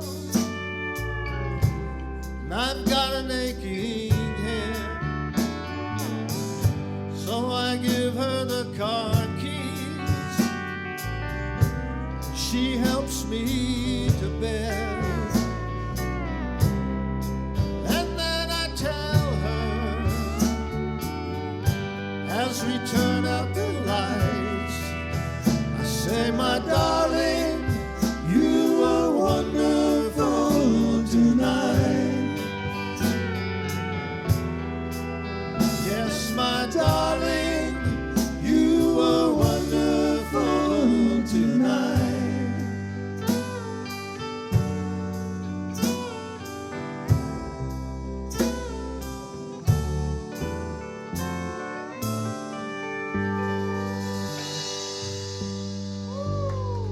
Tommy Tommy? Hartley. Thank you.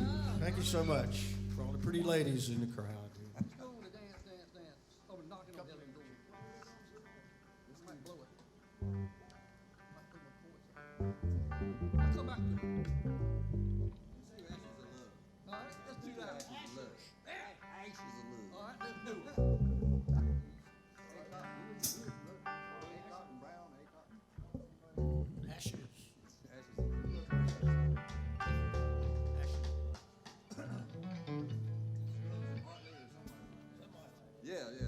Song from the early 50s, I think. You might know all about it. From here. Starts in the day. 1, 2, 3.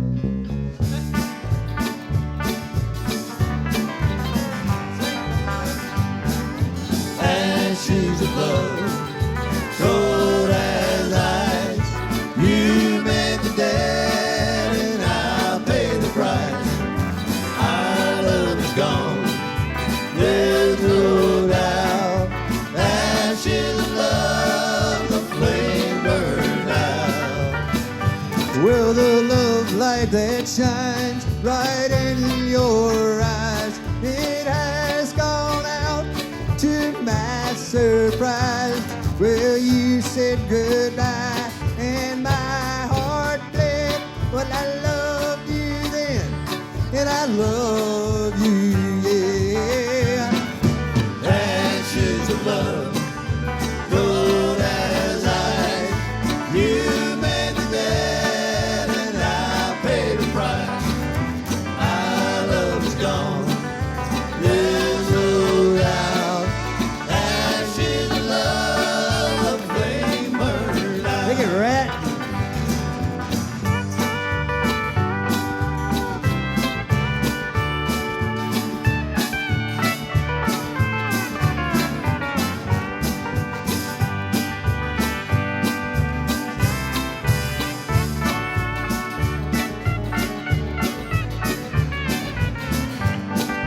Well, now I trusted in you that our love would stand. Your every wish was my command. You said goodbye and my heart bled. I love you then, I love you, yeah. Ashes of love, cold as ice. You made the dead, and I paid the price. Our love is gone. There's no doubt. Ashes of love, the flame burned out. Take it out.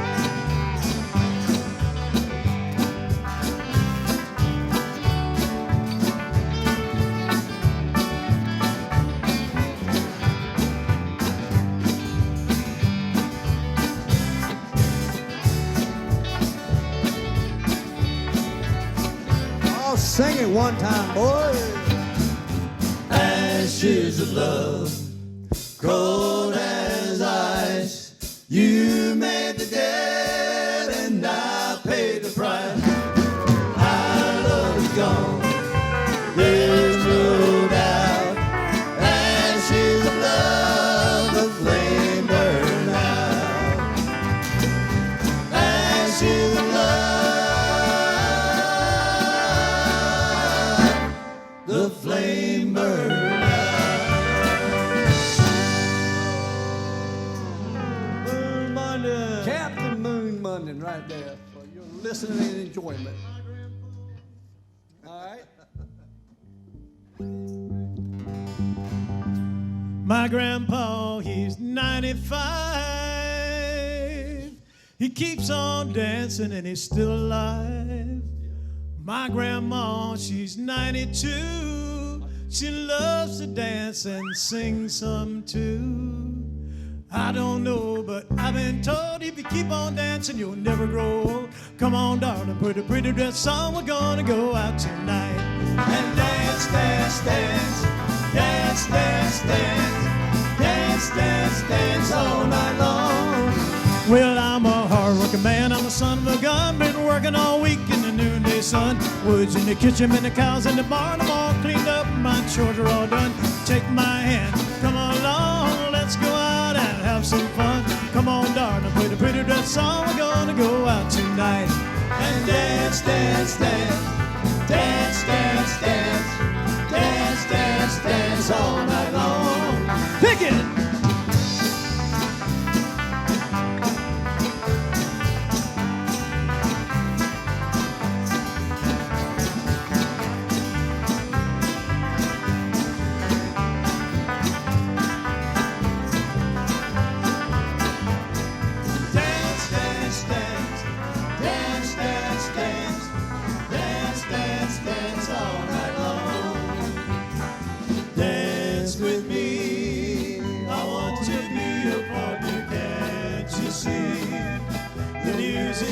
Starting, night is falling, and I am calling, dance with me.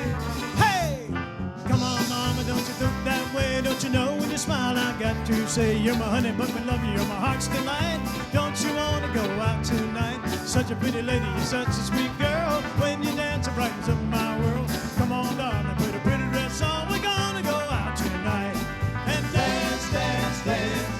Dance, dance, dance, dance, dance, dance all night long. Well, I said dance, dance, dance, dance, dance, dance, dance all night long. Dance with me.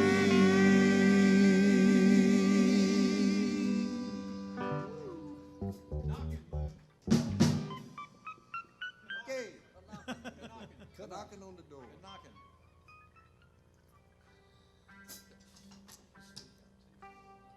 This song we do for a good friend of ours. Every time we play it, send it out to this guy. One of our good friends from Elizabeth City, Camden. His wife happens to be here today. And I'd like to send this out to Big Al Seidel up there in the nice Carolina blue sky. We've lost a lot. We lost a lot these few last That's right. Years. It's for you, big boy.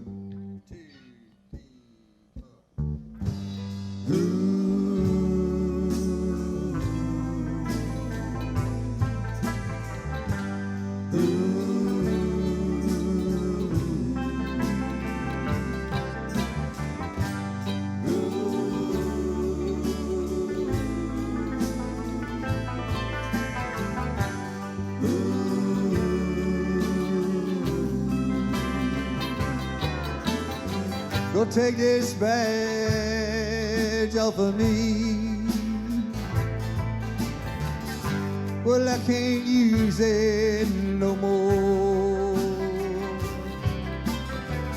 Getting dark, too dark to see, yeah.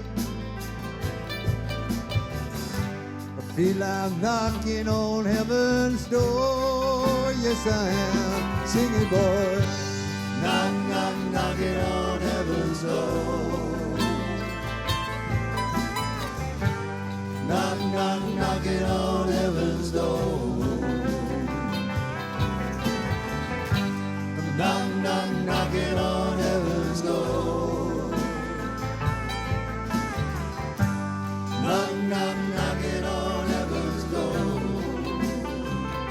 I'm gonna put these guns in the ground, yes I am. But I can't shoot them no more. A long black cloud is coming down all around me. I feel I'm knocking on heaven's door. Yeah. Knock, knock, knocking on heaven's door. Don't you know I'm knocking out? Knock, knock, knocking on heaven's door. Knock, knock, knocking on heaven's door. Knock, knock, knocking on heaven's door. Hey, good lead.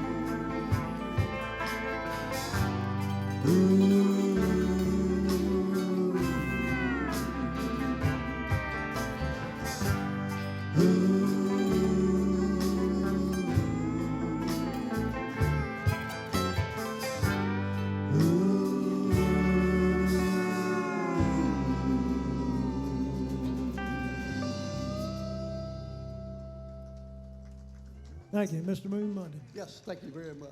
Hang out. What want to do next, boys? We're going to play straight through. All right. 40 more minutes. How about that black magic thing? Now for something completely different.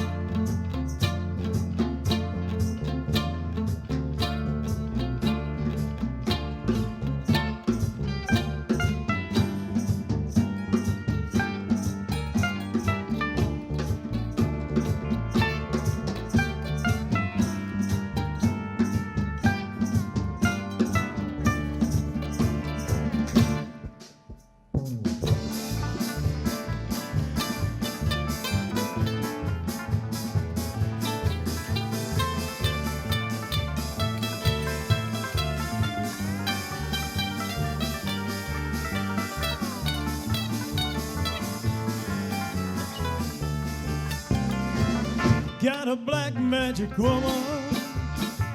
Got a black magic woman. Yes, I got a black magic woman. Got me so blind I can't see. That she's a black magic woman. She's trying to make a devil out of me. Turn your back on me, baby. Turn your back on me, baby. Yes, don't turn your back on me, baby. Stop messing around with your tricks. Don't turn your back on me, baby. You'd miss my pick up my magic sticks.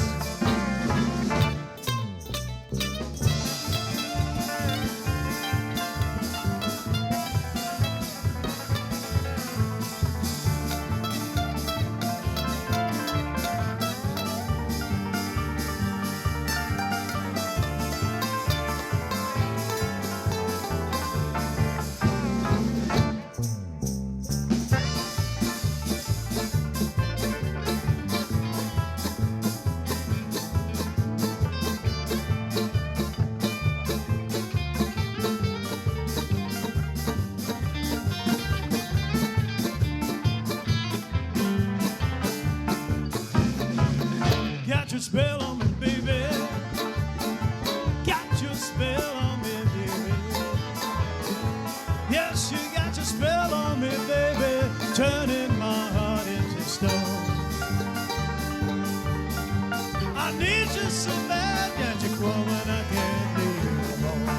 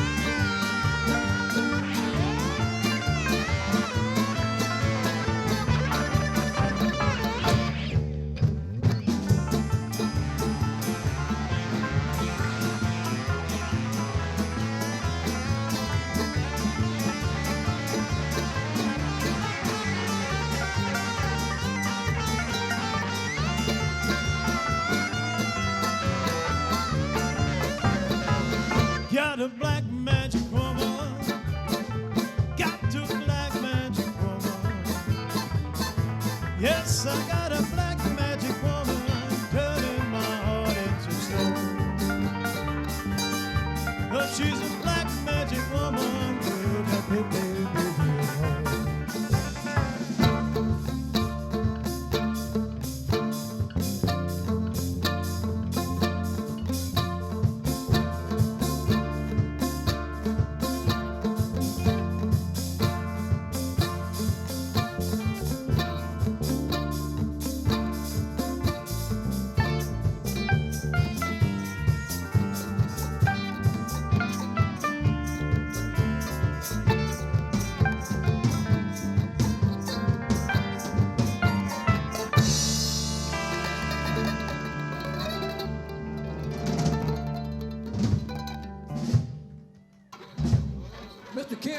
and a host of characters. And a host of characters. Mr. Muskrat rings on pedal steel. A whole host of them.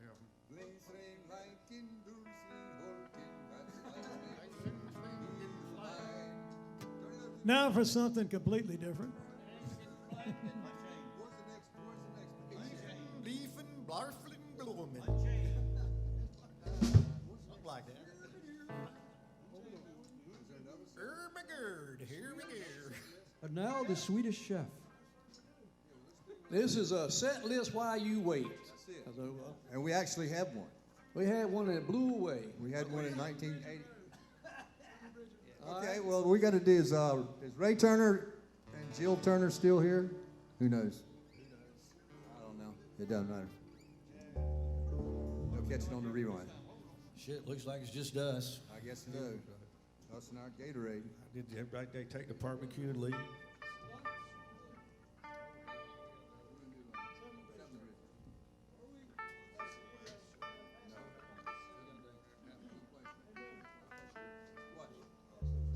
Once again, thank you folks for coming out here and tasting my great barbecue. I told them they didn't give me enough tickets because I wanted to vote for everybody out there.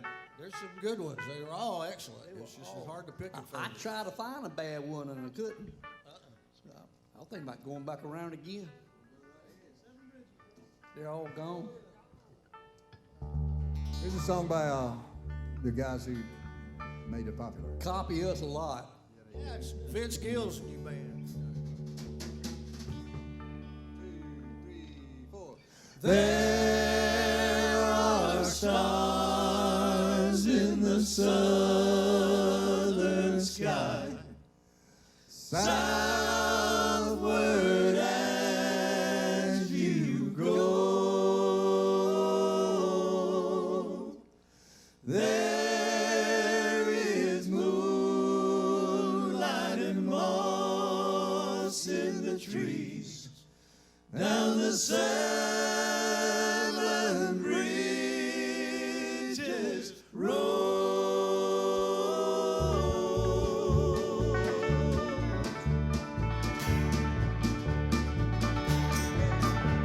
I have loved you like a baby, like some lonesome child.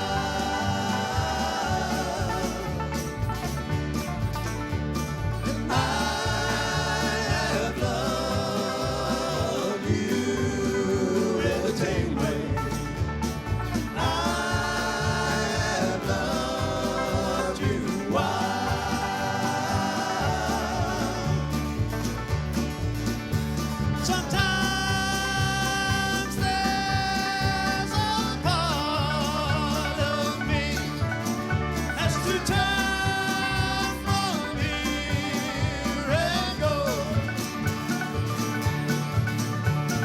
running like a child from these morning stars down the seven bridges road.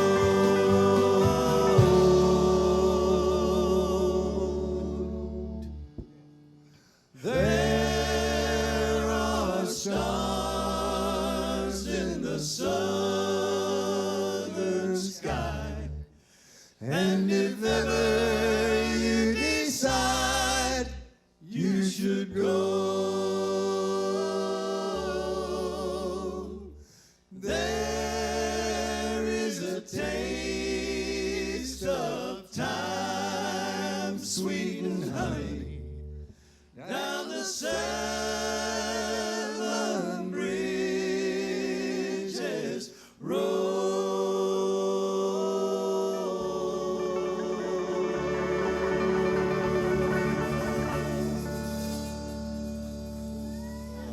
Thank you.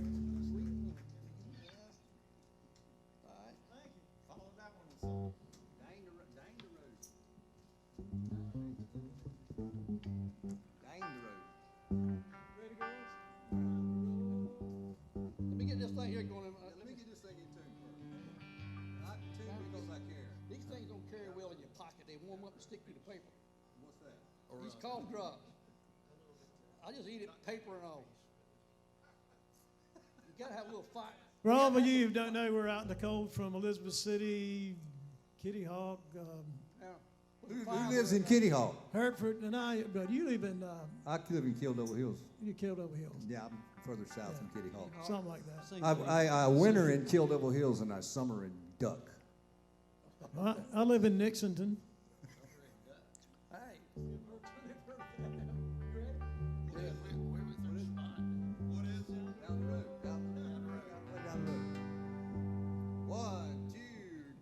Down the road, got a little pretty girl down the road, down the road, down the road, got a little pretty girl down the road.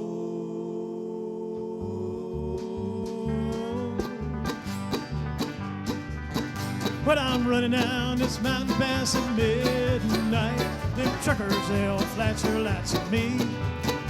This highway ain't the very best companion, 'cause it ain't no place I'd rather be.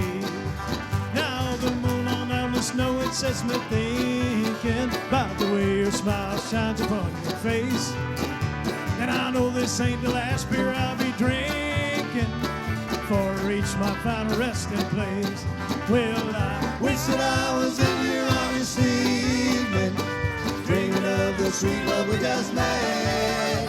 But I'm running down this mountain pass at midnight, wishing I was in your arms again.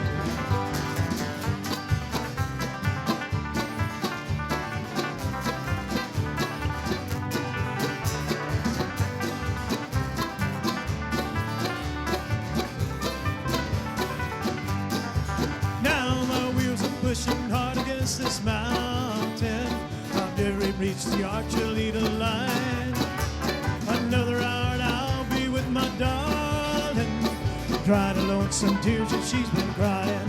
Well, I wish that I was in here on this evening, dreaming of the sweet love we just made. But I'm running down this mountain pass at midnight, wishing I was in your arms again.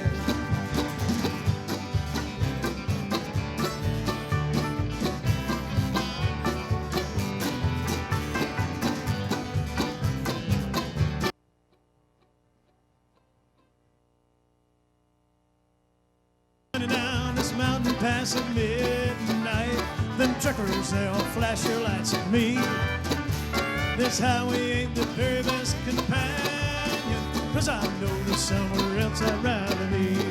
Well, I wish that I was in here on this evening, dreaming of the sweet love we just made.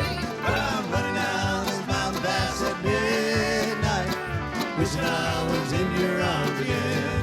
Well, I'm running down this mountain pass at midnight, wishing I was in your arms again.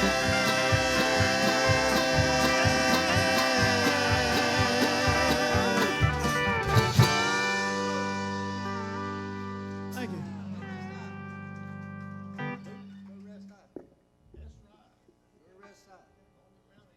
All right. Yeah. Got another song we'd like to do for a special friend who doesn't happen to be with us here anymore. Written by one of his best friends. His boss man for a while. Yeah, his boss man for a while. It's written by Vince Gill. Is that you, Big Boys Martin? Martin Big Boy Parker. That wasn't what he called himself, but that's about clean as I can make it.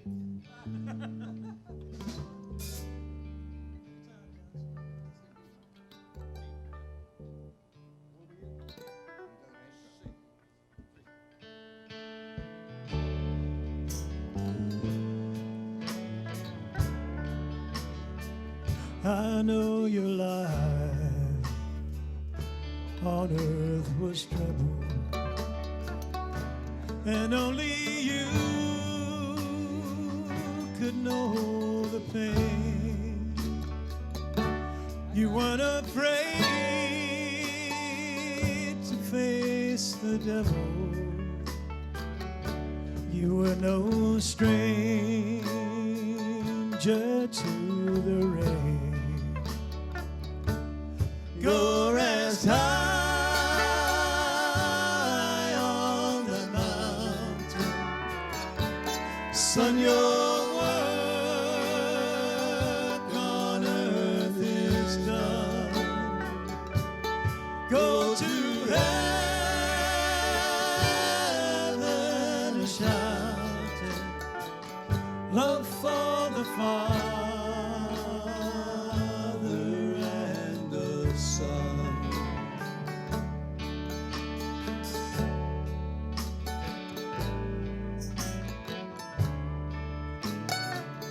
Oh, how we cried the day you left us. We gathered round your grave to grieve. Wish I could see the angels' faces when they hear your sweet voice sing. Go rest high on the mountain. Son, your work on earth is done. Go to heaven shouting, love for the Father and the Son.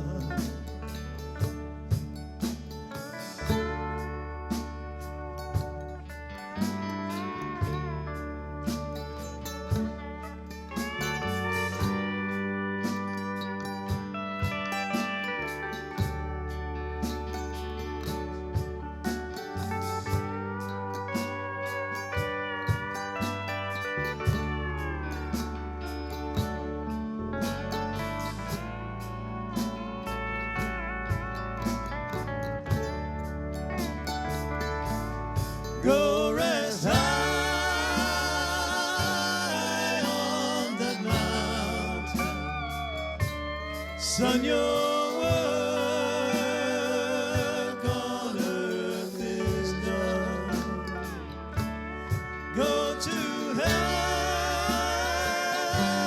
heaven shouting, love for the Father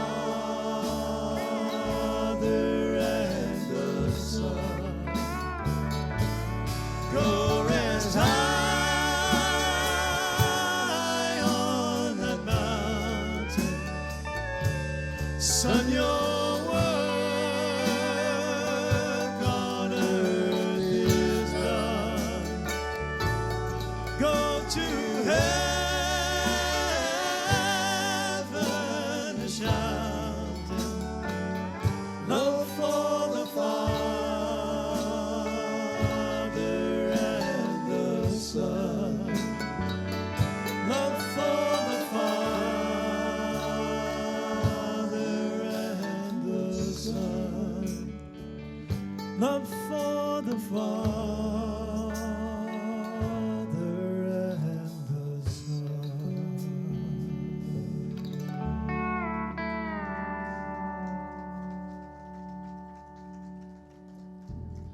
All right, we got to pick this thing up a little bit, folks. Y'all squalling out there. We don't want to do that. No, no, no. Every time it rains, if I'm going to blow it out, let's blow it out on this one.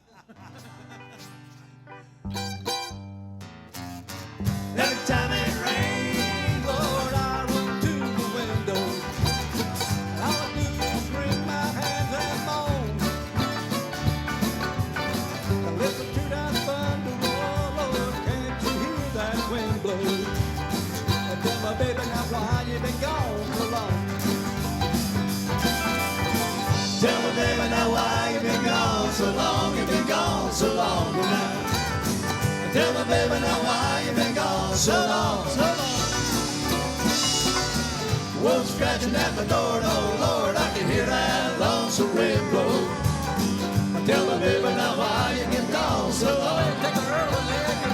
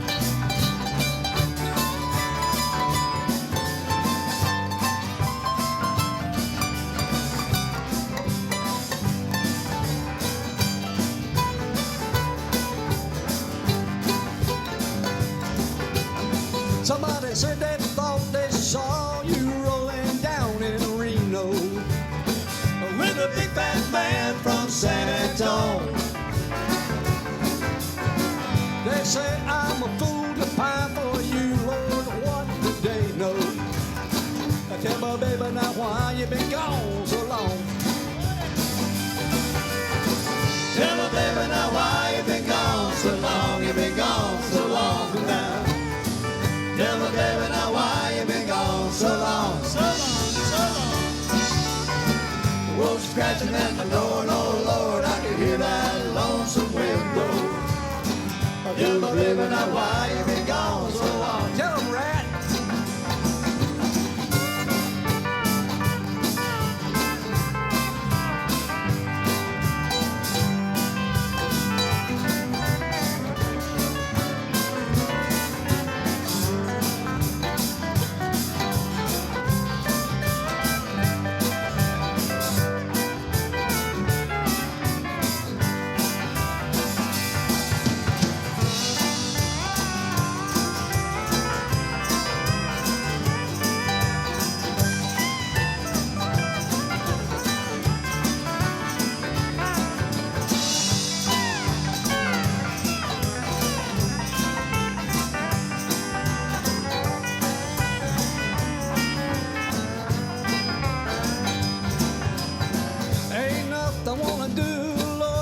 Guess I could get stoned. Let the past paint pictures in my head.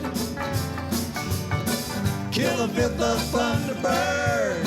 Try to write a sad, sad soul. Tell my baby now why you been gone so long.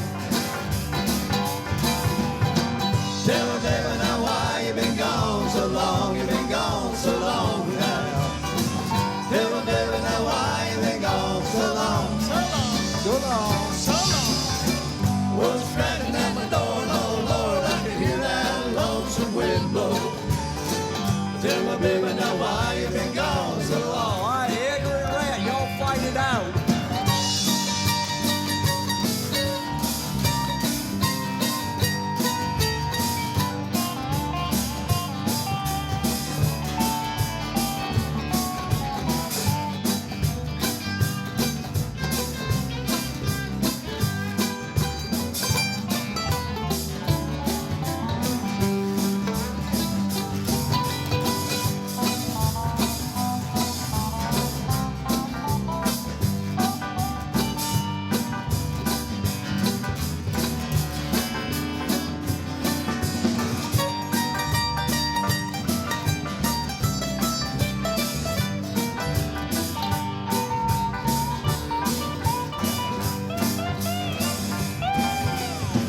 Tell my baby now why you been gone so long. You been gone so long now.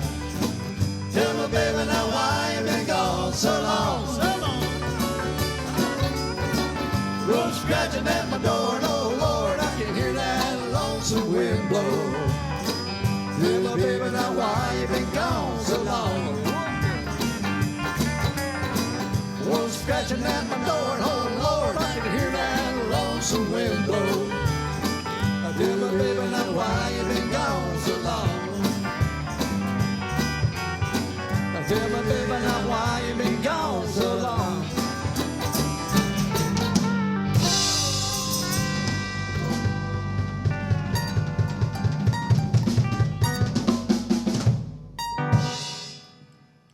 Thank you very much.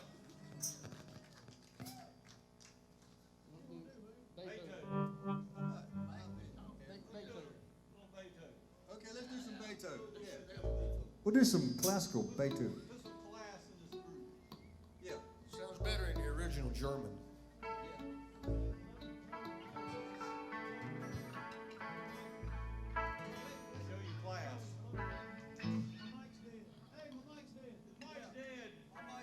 Oh, Check 1, 2. Ain't red, ain't you? his mic quit. Mike is dead. Somebody's cut him off. Cut him off. This one is his.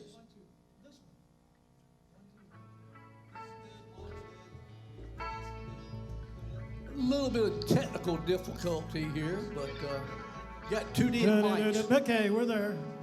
Oh, now it came back.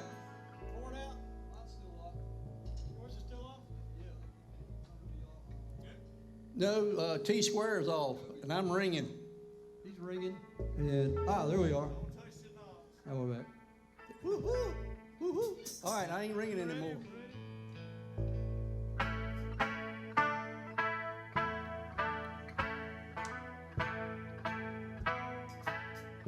This is a sing-along, folks.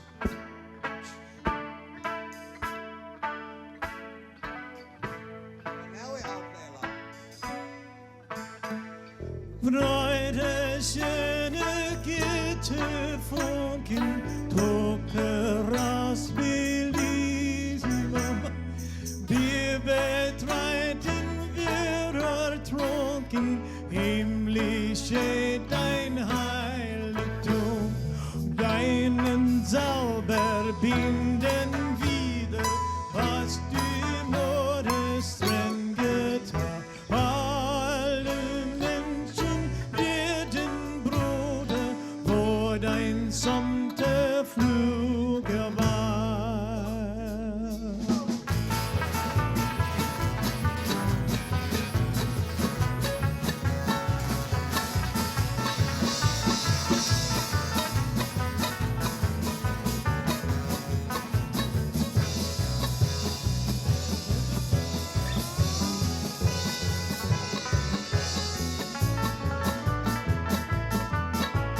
Okay, everybody sing with me. Here we go.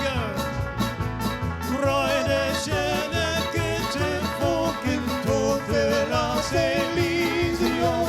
Wir betreiten, wir ertrunken, himmlische dein Heiligtum. Deine Zauber binden wieder, was Dämonen fremd getan. Alle Menschen werden Bruder, wo dein sanfter Flug war, wo dein sanfter Flug war.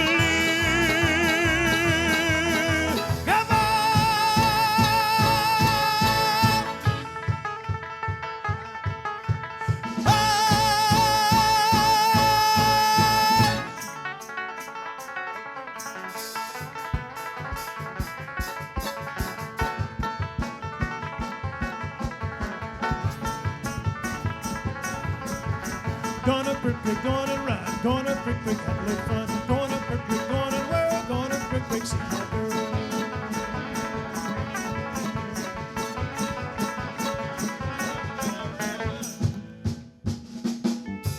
Wait till they're playing now, Toby. Okay. Trick ending on that one. Are we done? Let's see. I guess y'all didn't know it, but Rat rode up with me, and he got religion on the way up here. I had no idea that him and the Lord were that tight. And he said, Red, I had a dream last night. I said, what? He said, yep. The Lord come to me in a dream, and he said, Rat.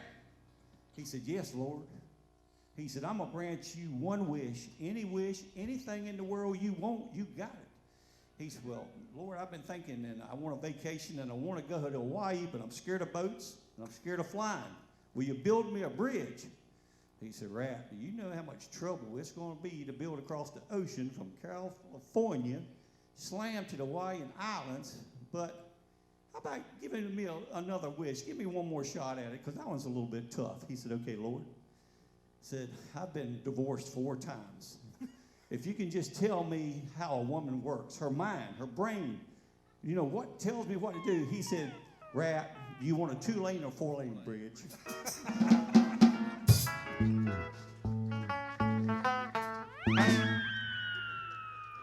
You never know what you're going to get when you get a banjo player microphone. You got that rolling.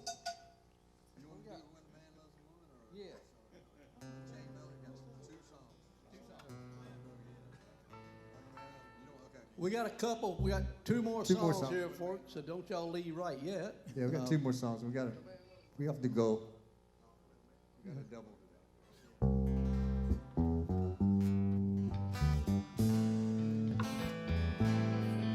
Grab your dance partners.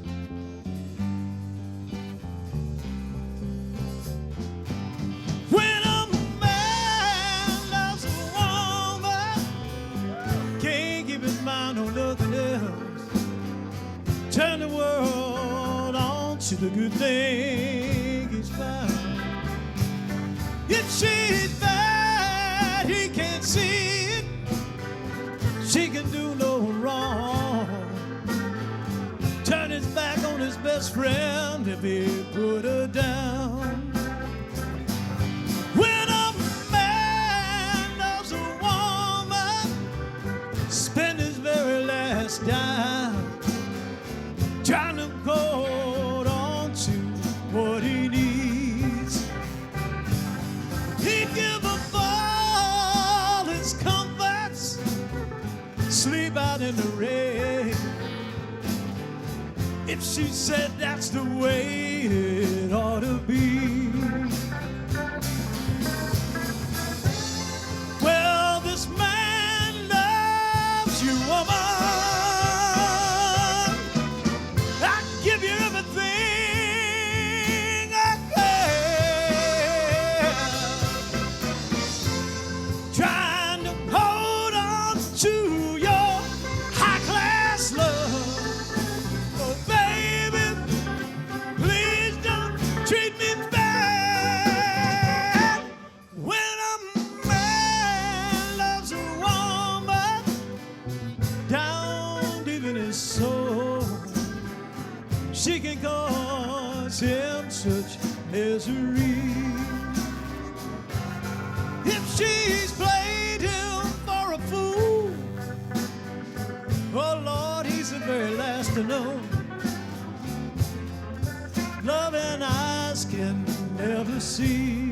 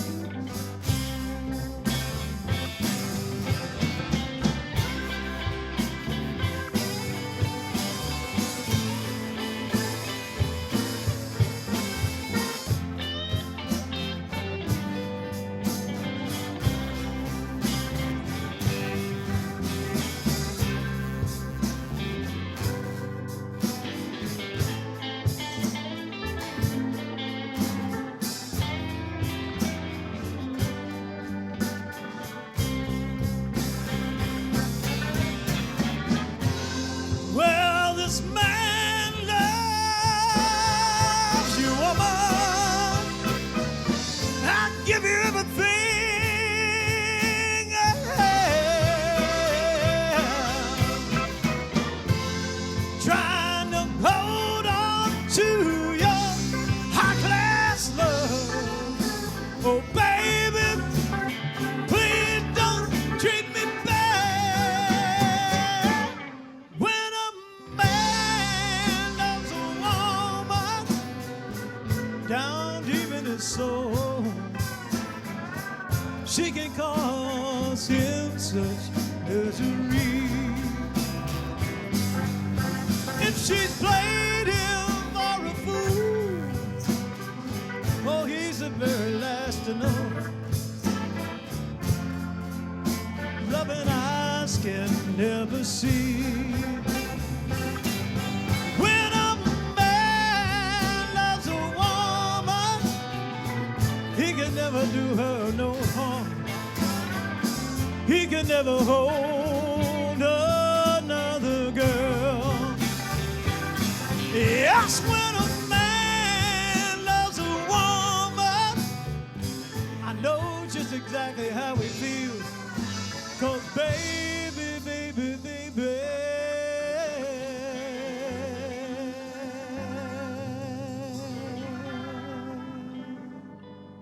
you're my home.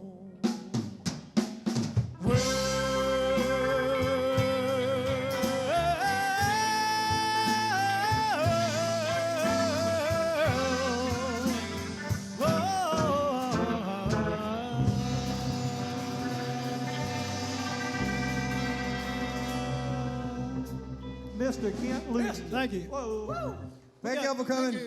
We got one more song for you here that we always obliged to We're going to play. ride this mule till he dies right here, folks. That's right. That's right. We've had a good time here, and thank y'all for all being here, and everybody that's out there behind that camera. That's right. Thank you.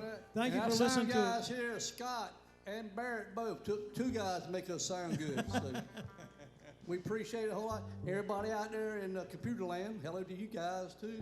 You missed a good time out here. Hey, we're available next year too. I'll come to the Avalon Pier tonight. We play for funerals, wedding, bar mitzvahs. It don't matter to me. Y'all got the money, we'll play it. Store opening, all about closing.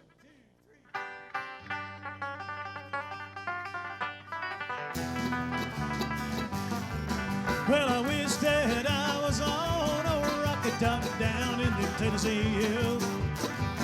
Ain't no smog and smoke on a rocket top, don't pay telephone bill. Well, now corn don't grow at all on a rocket top, dirt's too rocket by far. And that's why all the folks on rocket top bring their corn from a jar. Rocket top, you'll always be home sweet home to me. Good old Rocket Top, Rocket Top, Tennessee. Rocket Top, Tennessee. On pedal, Mr. Muskrat Reams.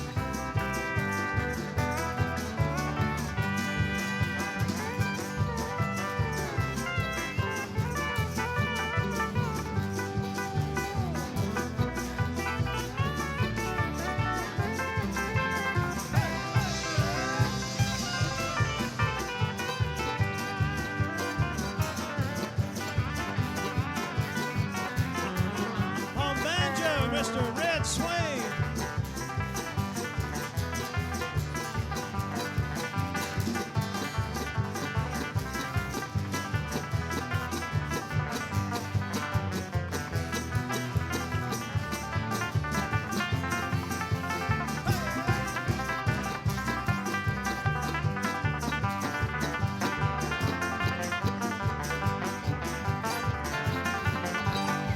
Well, now once I climbed the hill on a rocket top, I'm looking for a moonshine still. Strangers never come down from a rocket top, folks say they never will. Rocket top, you'll always be home sweet home to me. What a rocket top, Rocket Top, Tennessee. Rocket Top, Tennessee. On mandolin and guitar, Mr. Edgar Lee Lane.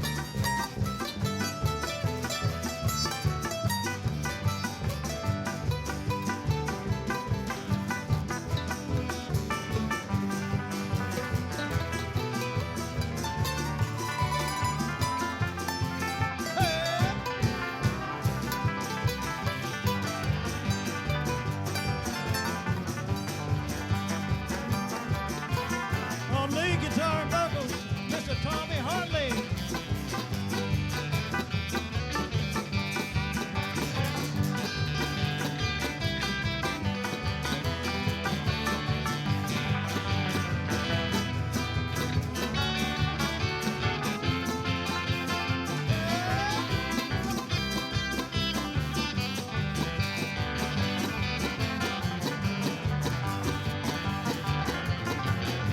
On bass and guitar, Mr. Clarence Moon London. On vocals and guitar, Mr. Dickie Sanders. On drums, Mr. Toby Tate. And on tremendous vocals, Mr. Ken Blue, folks.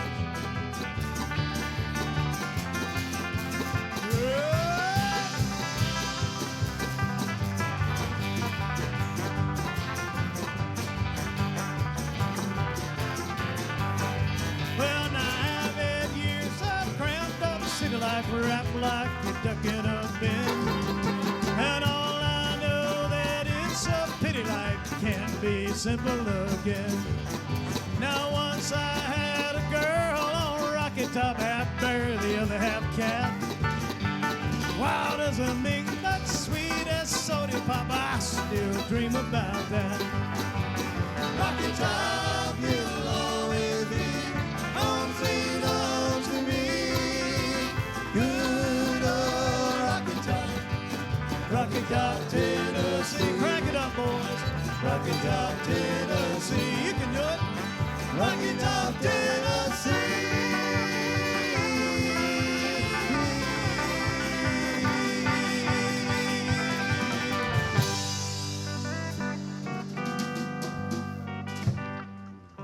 We got one last thing to say to you. We had a great time out here today, folks. Hope you did. Yep. And like Kent says, we got one more thing to say to you. Now it's time to say goodbye to all our company.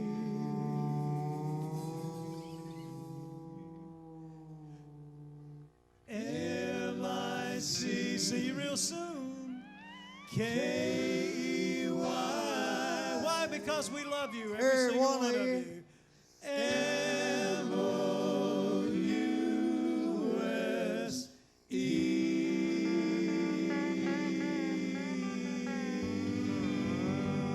Thank you.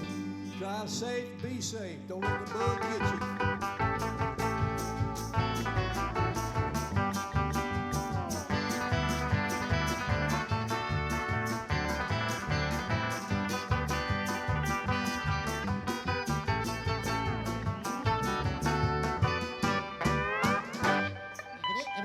That's all.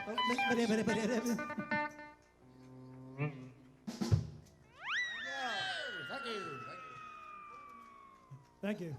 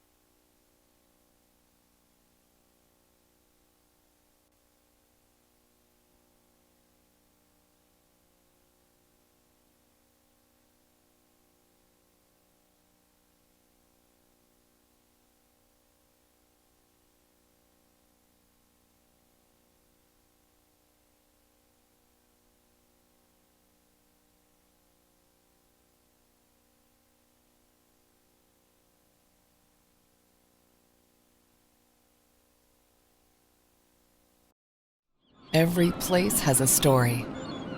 Stories of romance, drama, adventure, stories of life. Find your story at CorollaNC.com. Today, every vacationer is looking for that unique experience. A place that gives them adventure, a feeling of history, a wild ride, an escape from the everyday, or just a place to relax. If this is what you and your family are looking for, then look no further. This is Simply Corolla. Hi everyone, I'm Crystal Harper and welcome to Simply Corolla. Over the next 30 minutes, I'm going to take you to one of the most wild, historic, and relaxing places along the East Coast. It's the quaint seaside village known as Corolla. Here in this peaceful retreat in the northeasternmost part of North Carolina, you'll find things like the State Horse, a lighthouse that still lights the way, water activities, and the most spacious and secluded beaches of the Outer Banks. It's a vacation destination that needs to be on your bucket list, and you may even want to turn it into a family tradition.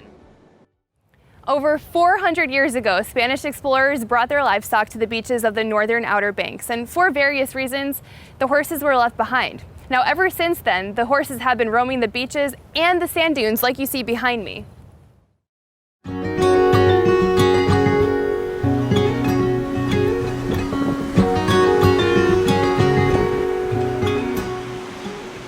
Because of their uniqueness, they have been recognized by the state of North Carolina as the official state horse. These wild Spanish Mustangs are a must-see experience when you visit this part of the world, and there are several ways to see them. Here you'll have the unique opportunity to gaze upon these majestic creatures in their natural habitat. There's a few ways to see these legendary horses.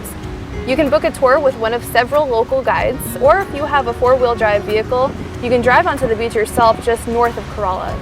And if you're staying in the area known as Corova, you can also walk the beach and encounter these horses on foot.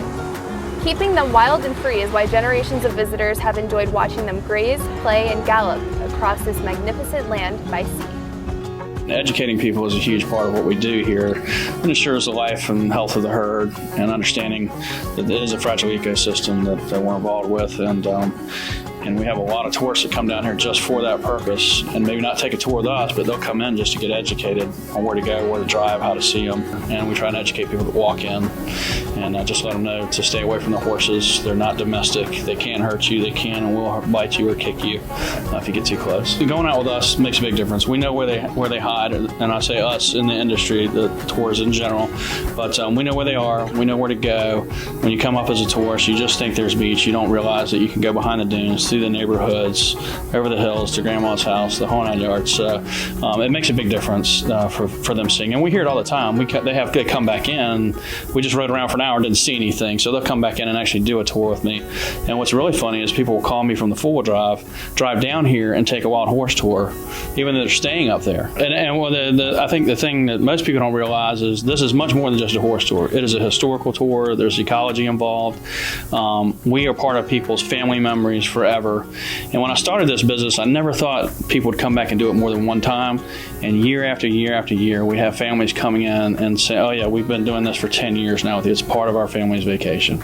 And that to me is pretty amazing, to be able to touch people's lives forever. We had the greatest day today that I've ever had visiting down in this area.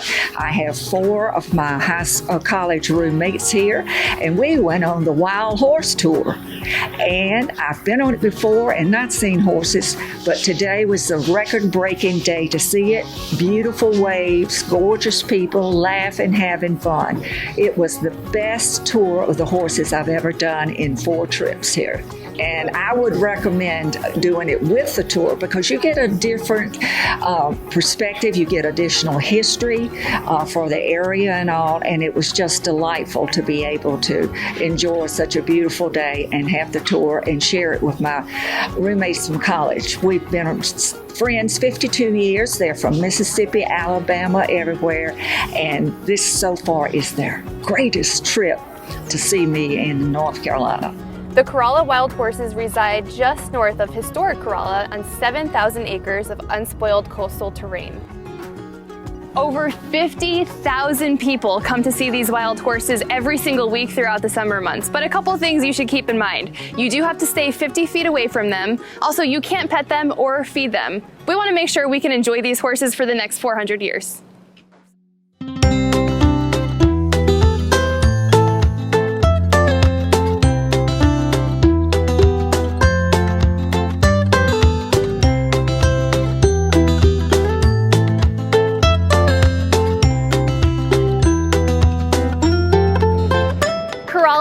So full of adventure. Here you can climb 220 steps of a 145-year-old lighthouse that still, to this day, warns ships of the northern Outer Banks. The section of the Atlantic Ocean just off the Outer Banks was once so dangerous for ships that it was nicknamed the Graveyard of the Atlantic. The great towering beacons along North Carolina's barrier islands were built to help sailors safely navigate these perilous waters. In North Carolina, there are 7 coastal lighthouses that dot the shoreline from the Outer Banks to the Brunswick Islands, but the very first to be encountered from the north is the Currituck Beach Lighthouse. The Currituck Beach Lighthouse has a lot of distinguishing features, including the unpainted exposed red brick, as well as having the largest of 7 Fresnel lens sizes. A Fresnel lens is a type of composite compact lens originally developed by a French physicist for lighthouses. It has been called the invention that saved 1 million ships. The purpose of this lighthouse, even today, is to be an aid to navigation. We are open to the public also, and have been since 1990. If you think about it, by 1875, it had not been but a few decades since Benz had invented the car, right? We had just gotten cross-continental trains. Nobody's got an airplane for decades longer, right? You need your horses and you need your ships if you want to get stuff places. And if you want to get stuff places in what you hope is going to be a very big country, you better be able to do it all night long. It wasn't until 20 years after the lighthouse was illuminated that Corolla gets named. But at that point, if you think about it, that's before the Wright brothers put us on the map. So if you are on the Outer Banks at the time, you are living a subsistence life, right? You either are lucky enough to have a federal job at some point, the post office, the lighthouses, you're farming or you're fishing, right? That's what you're doing. So this is an incredibly different place now than it was 144 years ago. I attribute that to the Wright brothers and the Wright brothers Memorial coming and infrastructure coming in and dunes being built, and you build dunes and then you have trees grow up all around your site where people say, did you move this lighthouse? And we say no, but it was built on the beach and now it looks like it's in the middle of a maritime forest. We're the last of the tall brick North Carolina lighthouses to be built. And in fact, that's why we're unpainted, right? Because Hatteras has black and white stripes. This way, Body has black and white stripes. This way, Cape Lookout has the diamonds. Today, apart from continuing to have its first order Fresnel lens at the top, which continues to be an active aid to navigation, is open to the public. We're open from the middle of March all the way through the beginning of December.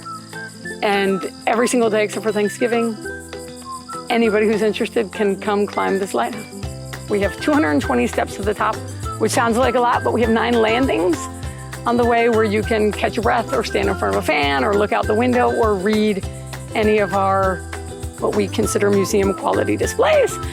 It takes maybe anywhere from 5 to 10 minutes, but if you wanted it to take 45, you could read everything we have and spend as much time at the top as you'd like to. We don't time people's visits, so people come down when they're ready for a sticker. Climbing those 220 steps is worth the effort. I mean, look at these views up here. It is absolutely incredible and just breathtaking.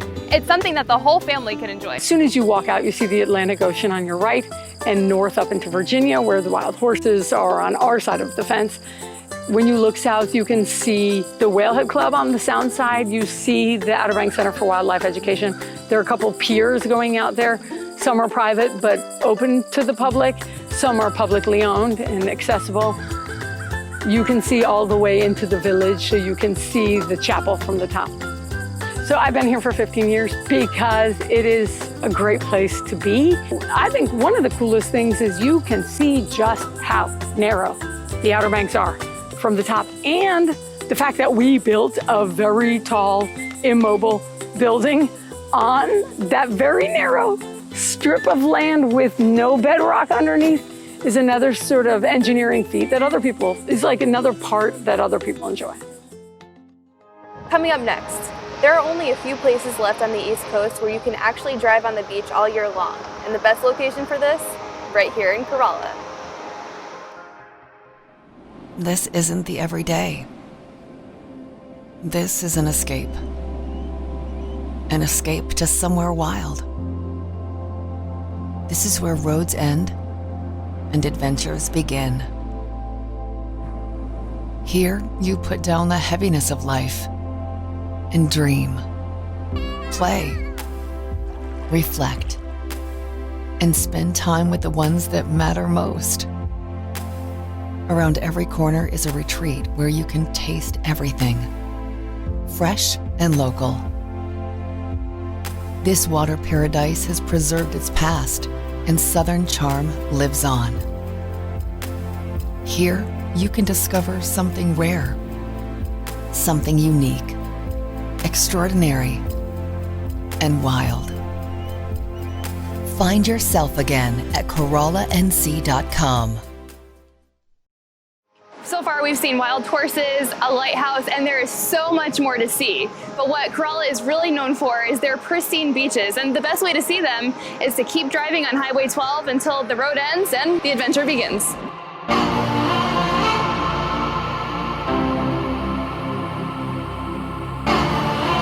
Overlooking the vast expanse that is the Atlantic Ocean, you'll find Corolla's beaches.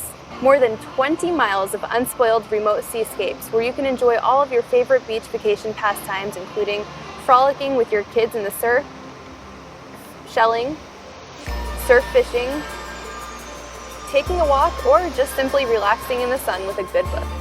The beaches here are perfect. They're uncrowded, especially from September to May, and they are full of wildlife. You can see all sorts of migrating birds, crabs, even sea turtles that hatch their babies right here on the shore. The waves aren't too rough, but they're big enough to catch. There are even some locations where you can walk forever before seeing the next vacationer. You literally can make this beach yours. Not only are the beaches here beautiful, but they also offer some adventure. On the northernmost part of Corolla and the area of Curova, there's a beach where 12 miles of driving is allowed, assuming you have a four-wheel drive vehicle that can handle this rugged terrain. Here, people can spend the day cruising, looking out the ocean to your east and the dunes to your west. You can also find wild horses, and if you want to make a day of it, just park your vehicle and enjoy all the beach activities you would like. Keep in mind to check all local laws and rules before driving these beaches. Local law enforcement takes the safety of vacationers playing on these beaches and the safety of wild horses very seriously. Drive with caution. As you can see, the beaches here are amazing, and they really just give off a different vibe here in Corolla.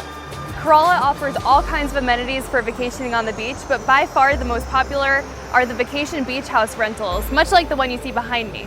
For example, there is no skyline of hotels or the bustle that you see in other beach destinations. Here in Corolla, there are over 3,000 rental houses, 2 hotels, and an inn for you and your family to take advantage of. Whether you need a romantic getaway for 2 or a family reunion for generations, there's something to accommodate your needs. You make a tradition here because we have something to offer that you cannot find in other beach locations. I have seen everything from Nantucket to Key West, and this is unique. It is family oriented. The cost per person can be as low as $20 a night, and it has the draw that everybody's looking for. No matter where you stay on the Outer Banks, they're all here basically for the same reason. It's that big pond out here to the east. There are some really amazing vacation home options that are sure to make your family vacation here in Corolla epic. We have many houses available in the Outer Banks that will fit everyone's needs. We have homes that are 2 bedrooms. We have homes that are 18 bedrooms. We have prices that go from high seas at $1,500, oh my, to well over $30,000. So if you want it, we've got it for you. Corolla is one of the East Coast's most family-friendly destinations. We have the opportunity to have an extended amount of family together in one dwelling. It makes the price so affordable, and it's just a wonderful place with a lot of history. We've had generations going back to the 50s that have been vacationing on the Outer Banks, and it has just been passed down generationally that the Outer Banks is a place that people enjoy spending time with family. When renting a home in Corolla for your summer vacation, you can compare that to Thanksgiving dinner, to Christmas morning.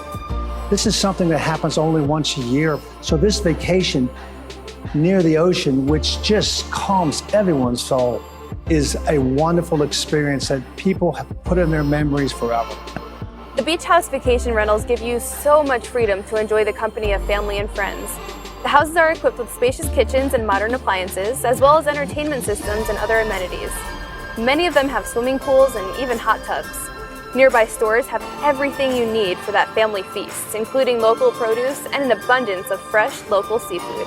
Whether you choose a house, an inn, or a hotel, courteous staff members are waiting to help create a vacation to remember. Are you ready to take a step back in time? Just imagine North Carolina in the 1920s. We're going to take you to a place that is timeless when Simply Corolla returns.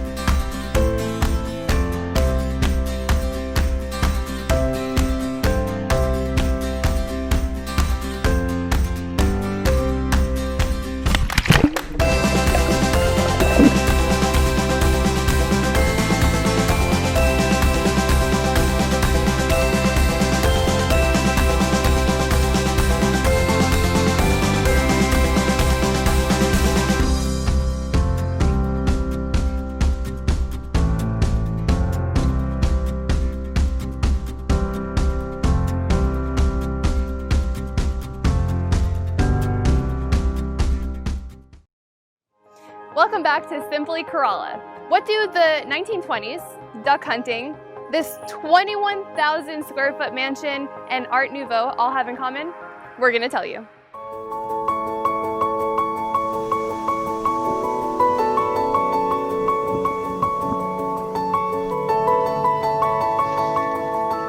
Whalehead was built by a wealthy couple from the Northeast, from Philadelphia, Mr. and Mrs. Edward Collins Knight Jr. Corolla had an incredible reputation for the amount of wildfowl that was here. I guess during the Civil War, a number of Northern soldiers were down here and saw how many birds were here and the incredible hunting opportunities, and word spread. So like in restaurants up in like New York and Philadelphia, so some of the things on the menus were Currituck duck.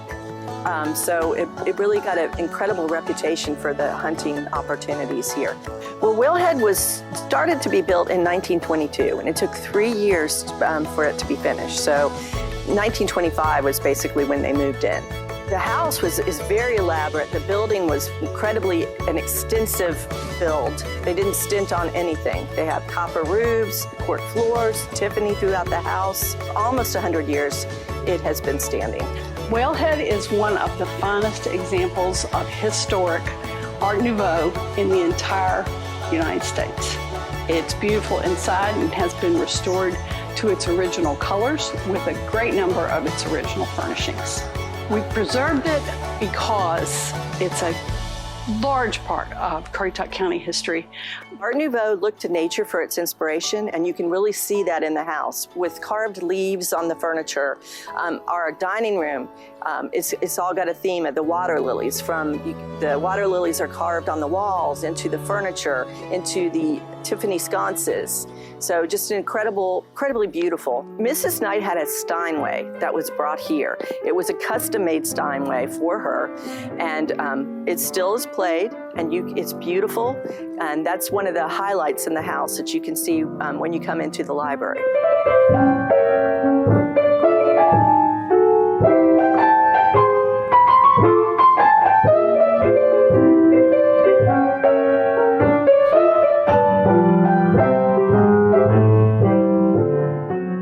The story this house tells is truly historic and one that still holds true today during hunting season on the Currituck mainland.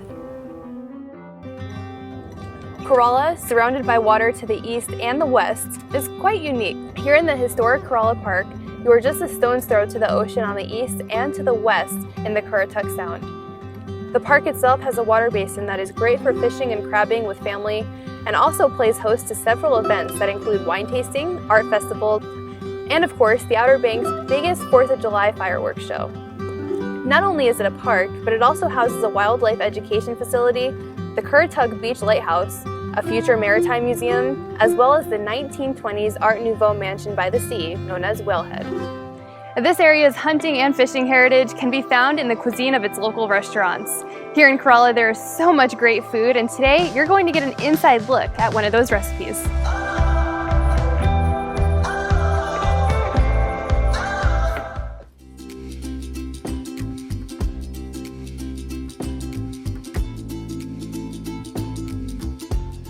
My name is Connor Hodge. I'm the executive chef here at Upside Restaurant in Corolla, North Carolina, and today I'll be showing you our take on a southern boil. So unlike typical boils, the boil we will be making today will serve one person, and it pairs nicely with seasonal white wines that we have available in the spring, summer, and the fall.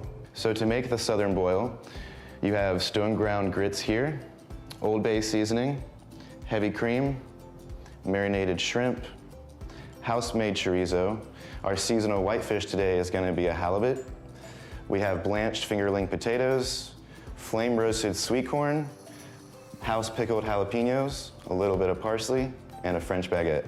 So our southern boil is different in the sense that we don't boil our seafood, and we use grits as the base to pull everything together, and then we finish it off with a cream and Old Bay mixture. To start off the southern boil, you're gonna boil 4 cups of water to 1 cup of grits with a little bit of salt, lemon juice, and bay leaves. After your grits have reached the desired thickness, you are gonna wanna cut the fingerling potatoes long ways and fry them for about 2 minutes. While those are frying, you're going to season the halibut with salt and pepper and grill that at the same time as your marinated shrimp. And when your shrimp is almost done, you can grill your chorizo, which is already cooked, so it won't take very long. And in a saute pan, you're going to take 2 cups of heavy cream, 2 tablespoons of Old Bay, and reduce that down by about half. As soon as it's reduced by half, you can add your corn, and then you spoon the grits onto a plate, and then add all your proteins, your potatoes, and then the finished cream. And then you're gonna take about a 2-inch piece of the baguette, finish it off with pickled jalapenos and parsley.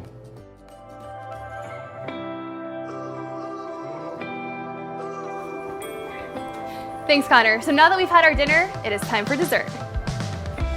Now we're going to show you a local version of key lime pie. This is something you can do on your own, or you can come out and get some from Mike Diana's restaurant in the heart of Corolla Shopping District.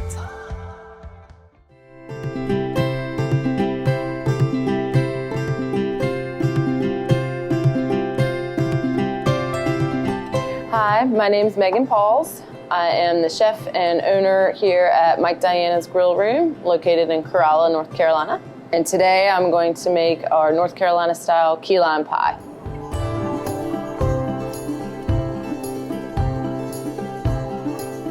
Most people come here in the summer, so it's nice and light.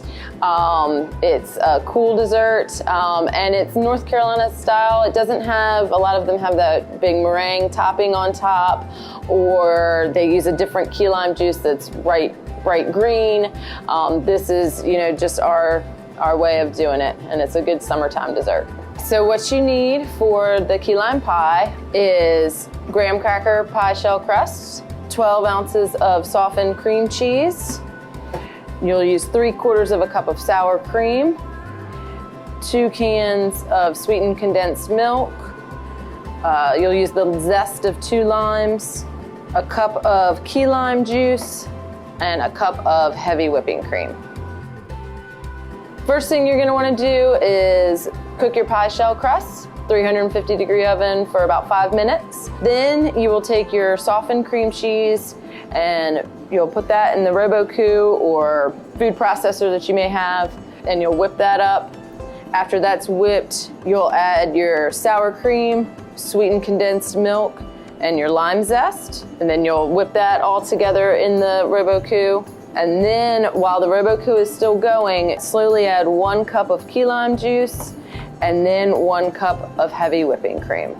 And then you will take that mixture, scrape the sides, whip it one more time, and then you'll pour it into the pie shells and let it set in the refrigerator. Best if overnight, but 2 hours it should set up. When you emulsify the key lime juice and the heavy whipping cream, that helps to make it thick.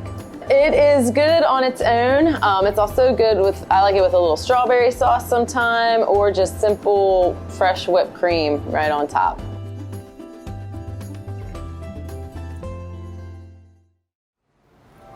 So now that we've had dinner and dessert, there's only one thing left to do. It's time to go shopping.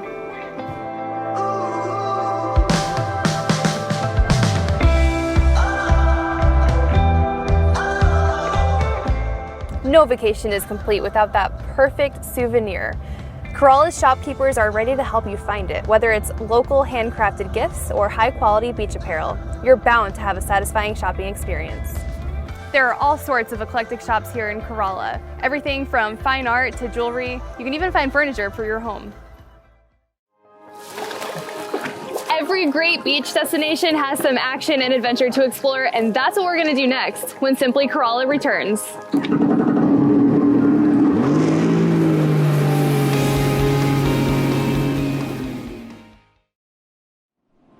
This isn't the everyday. This is an escape. An escape to somewhere wild. This is where roads end and adventures begin. Here, you put down the heaviness of life and dream, play, reflect, and spend time with the ones that matter most. Around every corner is a retreat where you can taste everything. Fresh and local. This water paradise has preserved its past, and Southern charm lives on. Here, you can discover something rare, something unique, extraordinary, and wild. Find yourself again at CorollaNC.com. Welcome back to Simply Corolla. Thrill seekers, this one's for you. Corolla has some of the best water sports and water activities available, from kayaking to jet skiing, even riding the tubes at the local water park. Whether on a stand-up paddleboard or in a kayak, you can explore the sound. Go alone or hire a tour guide to take you through the canals of this water paradise. You're likely to see wildlife no matter where the water ends up taking you. If you love a good adrenaline rush, you have to check out H2ovx Waterpark. This spectacular water park on the mainland, not too far from the bridge to the Outer Banks, has rides and slides such as Queen Anne's Revenge, Wild Horse Run, and the 5-story Riptide, which offers spectacular ocean-to-sound views, as well as exhilarating experiences. With more than 30 attractions, you're sure to find one that's just your speed. If water sports aren't quite your thing, how about seeing Corolla from new heights? Corolla Adventure Park is a giant jungle gym in the sky, offering a fun challenge for the entire family. Climbers of all skill levels can explore their limits on 66 different obstacles and 8 zip lines. The course ranges from 12 feet to 50 feet high, and the circuits vary from beginners like me to ninja warriors. The newest addition to the Corolla Adventure Park involves channeling your inner lumberjack and throwing axes at a wooden target. Need to see a place from even higher heights? How about tandem hang gliding? Hang gliding, yeah, I know it sounds a little scary, but the folks at Kitty Hawk Kites make you feel safe, secure, and they keep things fun. Whether being shown the ropes at the adventure park or going to new heights, a new experience is waiting. Woo! There are so many options here for the whole family. For the adventurous who want to take flight and paddle their way through the waters, to the history buffs who want to go back in time, or to those who really just don't want to do anything at all. No matter what you do, 2 things are certain when visiting this location. Things tend to slow down a little bit, and you'll enjoy your time here. Thank you for visiting Corolla with me, and when booking your next trip, please consider this beautiful escape on the Outer Banks. Thanks for joining us. I'm Crystal Harper, and this is Simply Corolla.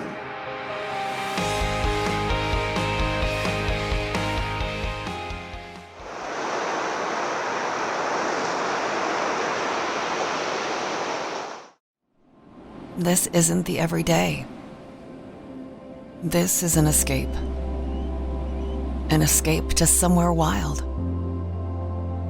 This is where roads end and adventures begin. Here, you put down the heaviness of life and dream, play, reflect, and spend time with the ones that matter most. Around every corner is a retreat where you can taste everything, fresh and local. This water paradise has preserved its past, and Southern charm lives on. Here, you can discover something rare, something unique, extraordinary, and wild. Find yourself again at CorollaNC.com. I'm currently here with Carrie McNeil. Carrie, tell me what business do you run? What do we usually have out here? Just tell me a little more about your business. What I call my rodeo company is McNeil Buck and Bulls. We go all over the East Coast, go to some PBR events, but mostly go to SEBR events is what we have here in Currituck. What were the events like in 2019 out here? As far as we used to have a rodeo as part of this Bulls and Barbecue package. Tell me a little bit about what type of events you had with that rodeo. What do y'all put on? What we bring in is professional bull riding. We have cowgirls barrel racing. We also have mini bulls. So that's the younger kids. Hopefully we trying to make some bull riders out of them. And we have also have mutton busting for the little kids. All right, so I got to ask, what's your biggest and baddest bull that you have at these events you go to? Oh, I've been blessed to have some great bulls over the years. Right now, I have a young bull, and because of the pandemic this year, we've only been to 3 bull ridings. But I have one 604 Wild Bill that is pretty special. I imagine somebody else is gonna be having him before long. A lot of guys who are scared of that bull. He's not really scared. He's just, he bucks. He loves what he does. That's what he's bred to do, and you can tell he likes it. Now you have a lot of you have a lot of riders that go on tour with you. Tell me a little bit about them. Do you got any guys that are going on to like PBR or any, I guess, higher level rodeo circuits? Oh yeah, we've actually been blessed here in Currituck. Our first year we had it, our winner was Michael Lane. Michael Lane's a constant on the PBR tour now. Year before last, Dylan Smith won this event. And this propelled Dylan. I mean, he won this event and just like took off, and he's part of the PBR tour now. And now I know you also do the barrel racing. Tell me a little more about the barrel racing, the type of girls that you got going out competing in that. Where do they go on to? The barrel racers, believe it or not, the barrel racing is real big. They can just stay local and go to NBHA shows and stuff like that and do very well. We bring barrel racers from all over North Carolina, Virginia, Maryland. There's a girl from Maryland that comes here. She actually was 22nd in the PRCA this year, which is a great feat, especially on the East Coast. And we bring, there's some good girls that come here. We also have a lot of local talent that enters here. It probably never enters the rest of the bull ridings and barrel racings I go to, but they're actually great too. And there's a lot of young kids in Currituck. This barrel racing now. So I mean, they reached out to me this year, trying to see if this was going to happen. And so obviously we all missed the rodeo this year. Tell me, what do you hope to see in 2021? I would see in 2021 that we have one here in the spring and the fall. I think that'd be great. But I see big crowds. I mean, I think people love it. It's getting bigger and bigger and bigger each year. I think sponsors. I actually reached out to some sponsors this year and had a really good feedback on that. So I think we can go bigger, better. On the contested end, I mean, I had folks calling me where the first year I was trying to get folks. I was calling folks trying to get them here just because where we're located is not, for say, a rodeo destination, but now they're kind of looking forward to it and actually want to come. Tell me if another community wants to get in touch with you, they want to put on a rodeo show, where would they go to get more information about that? And if you don't mind, just repeat your business name for me. Oh, yeah, it's McNeil Bucking Bulls. I'm out of Elizabeth City, North Carolina. I've been producing bull riding since, I think, 2011 was the first one I did. And no, 2001 was the first one I did. And we used to have a PBR event in Elizabeth City. I've done them all over North Carolina. And even if I can't, if it's too far from me, I've got friends all across the United States that produce these deals. I mean, we're pretty tight family, pretty close knit. So everybody looks after each other. Great. Thank you so much, Kerry. I appreciate it. Hopefully we'll see you in 2021. And guys, let's go ahead and give it up for Kerry here, and let's get ready for that award ceremony.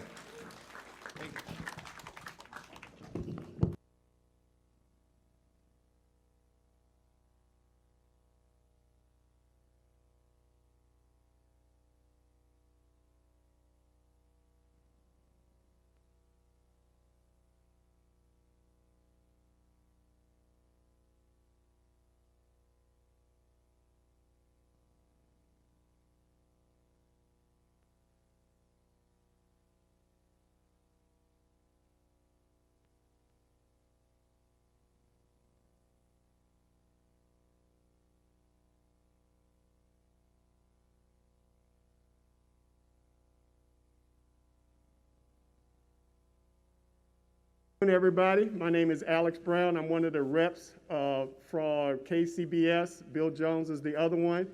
And the reps are here at Bulls and Barbecue to make sure that all the rules and regulations from Kansas City Barbecue are followed. And they're also here to make sure that the rules are followed by all the judges, and so that everybody gets a fair evaluation of their talent. And without further ado, I'd like to go ahead and introduce Kim, who is going to be passing out all of the awards. So thank you very much, and hope you guys had a good time here today. Thank you.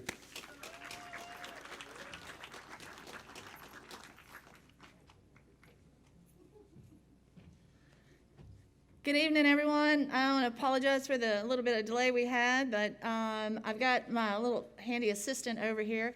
All of you are winners in my book, but we're going to start with the chicken category, and I'm going to call out 10 through 6. I'd like for you to stand up and be recognized.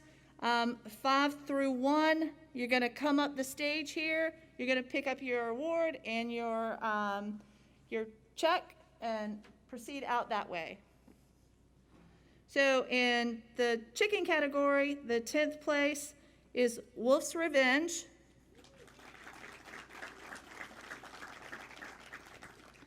Ninth place, Elite BBQ Smokers. In 8th place, Boggs Hog BBQ. In 7th, Good Googly Goo BBQ. In 6th place, Old Virginia Smoke. Okay, and our 5th place in the chicken is Southern Q.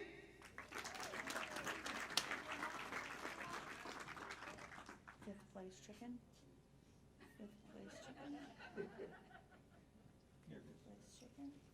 Okay, just lay it right there.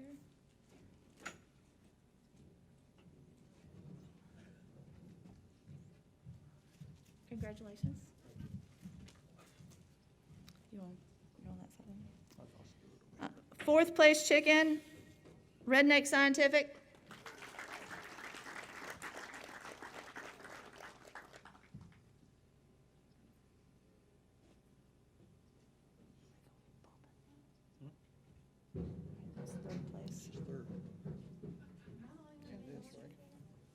Right there. Nope, in the front. Congratulations. Thank you. You're welcome. This way. This way. That was 4th. 3rd place, chicken, Burn Barrel BBQ.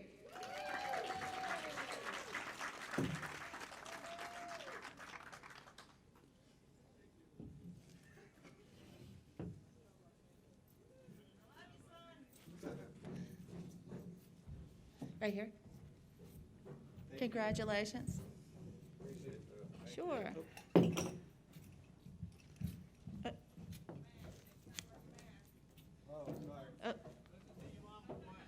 Thank you.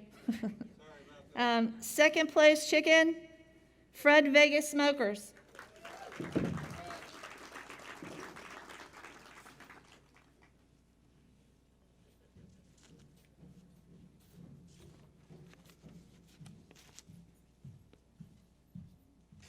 Congratulations, right there. And 1st place chicken, yep. And 1st place chicken, Chunky BBQ.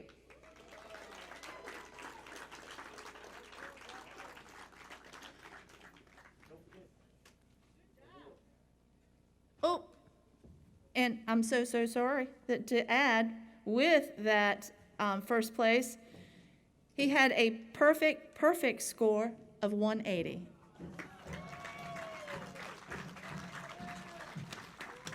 Congratulations. And here's your batteries. And those are batteries for your clock. What?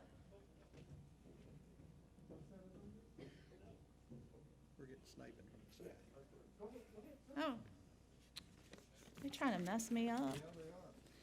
Okay, now with the pork ribs category, we've got 10th place is recognized 10 through 6, Fred Vegas Smokers.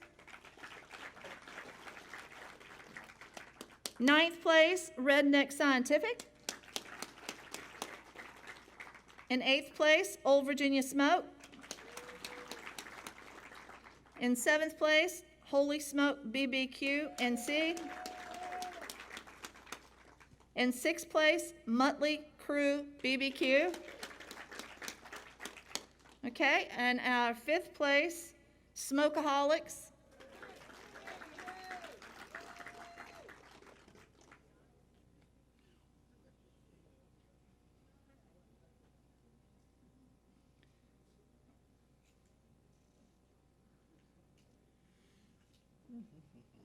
And then fourth place.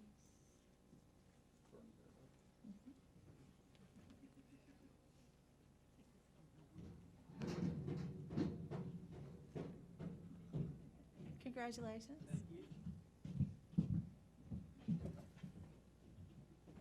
Fourth place, Burn Barrel BBQ.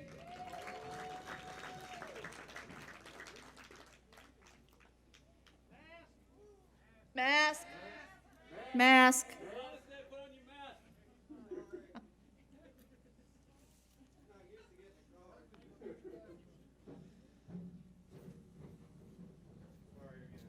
There you go. Congratulations. Appreciate it. In third place, Good Googly Goo BBQ.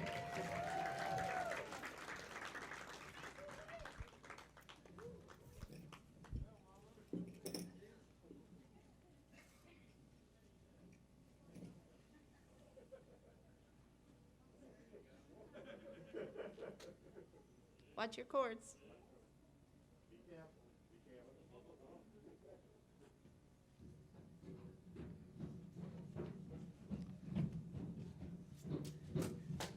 Congratulations. Yep, all of that's you. All right. In second place, Slayton's Barbecue Company.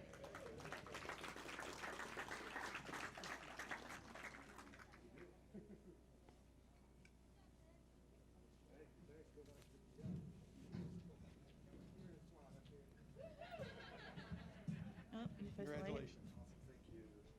Congratulations. In first place, the ribs category, Chunky Barbecue. Actually, BBQ.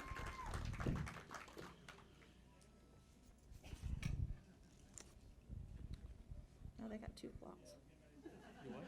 Two clocks. Yeah, they want the first one? And one chicken. Oh my gosh. Great. Congratulations. Congratulations. All right. All right, the battery right there. And All right, thank you. congratulations to everyone. Okay, in the pork category today, in 10th place, Poke and Smoke. In 9th place, Good Googly Goo. In 8th place, Great Smoke. In 7th place, Smoky Dog BBQ.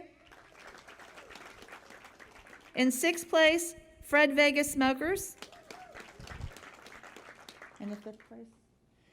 In 5th place, Muttley Crew BBQ.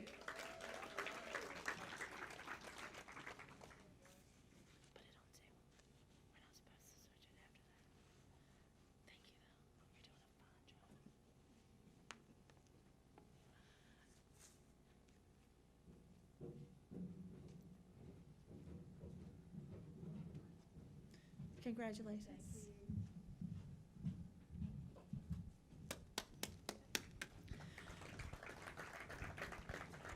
In 4th place, Chunky BBQ.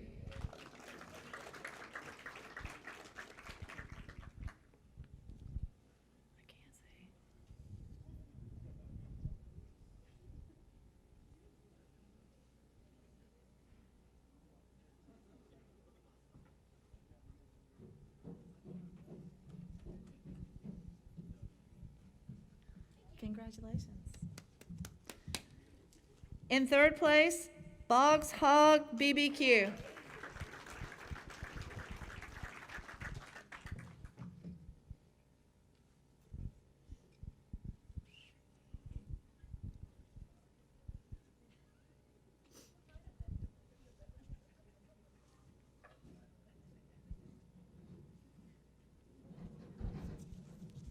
Congratulations, guys.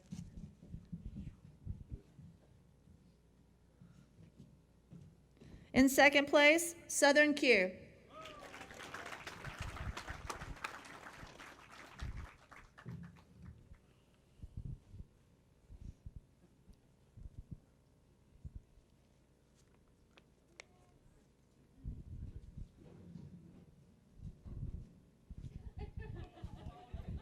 Congratulations.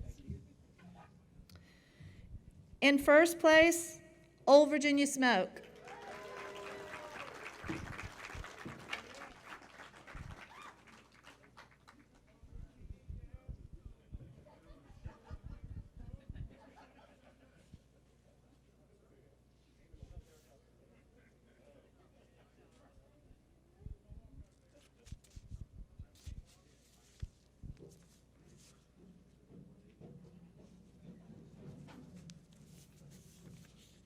Congratulations, guys. Thank you. Oh, that is cool. That's your batteries in here. Yeah, little batteries. Thank you. That's You're awesome. welcome. And I have bubble wrap and stuff if y'all want to wrap that up. And for yours too, everyone's. And first place, nope, sorry. I got a little sidetracked.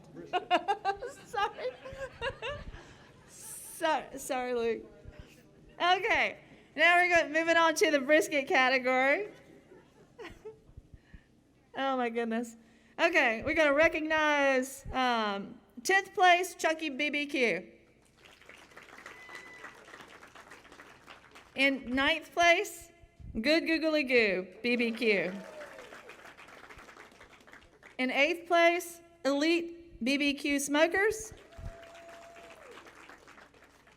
In 7th place, Old Virginia Smoke. 6th place, Fred Vegas Smokers. In 5th place, Boggs Hogs BBQ.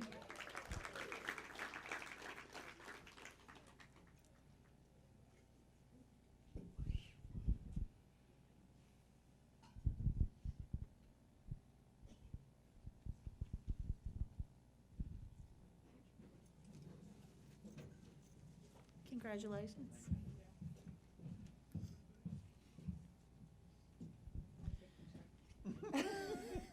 That a girl. In 4th place, Southern Q.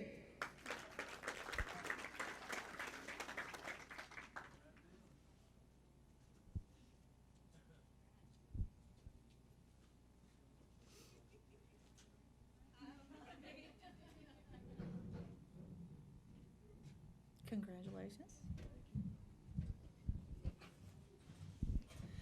In 3rd place, brisket, Smoky Dog BBQ.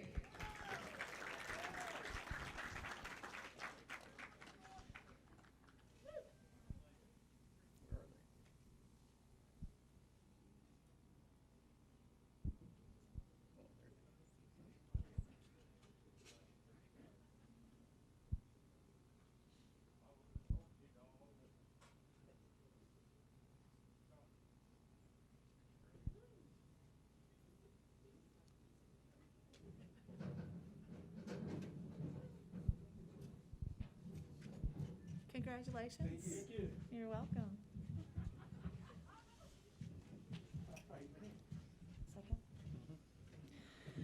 Second place brisket is Poke and Smoke.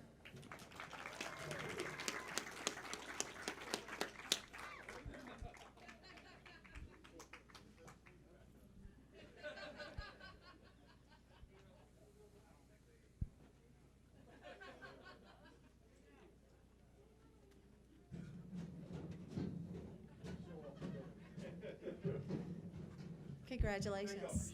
You're welcome.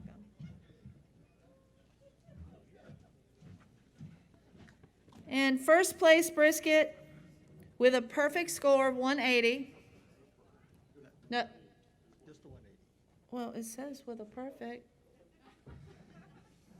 Thank you.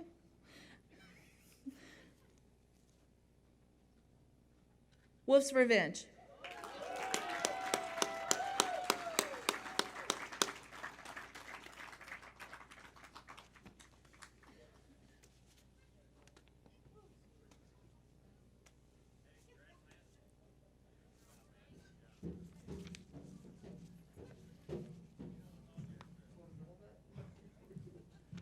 Congratulations. Congratulations. And we have plastic and stuff if you want to put it in it. Okay.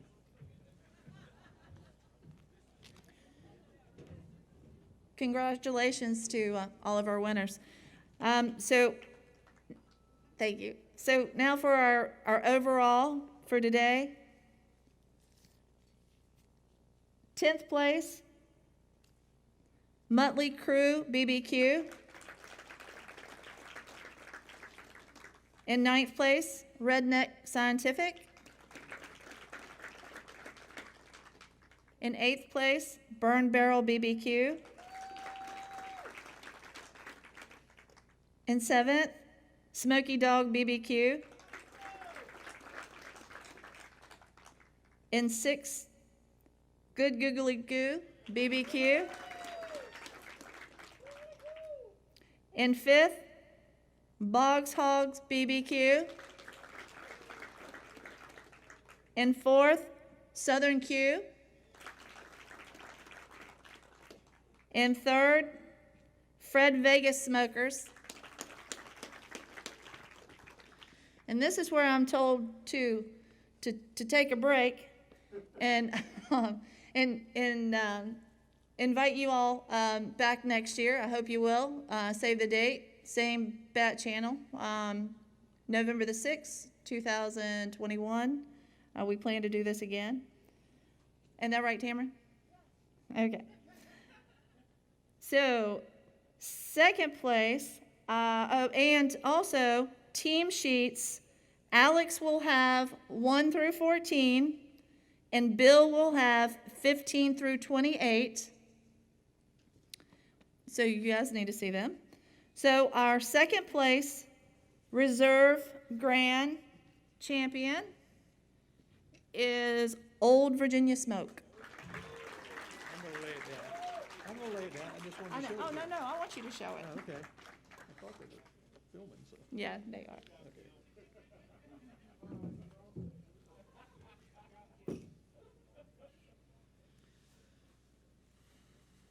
I'll be glad to get this mask off.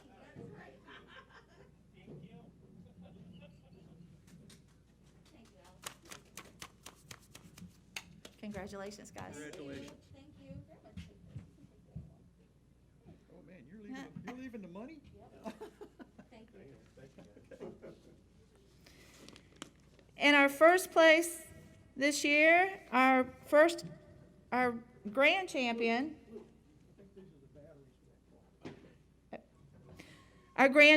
this year is Chunky BBQ.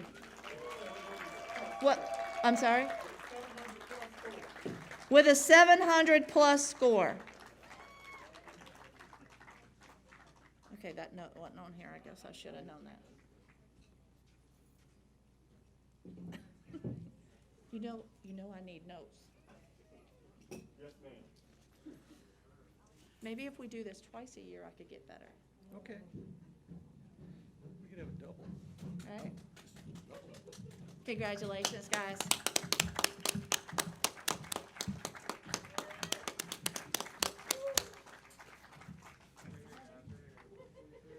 So this concludes the 2020 Currituck Bulls and Barbecue. Thank you all for coming.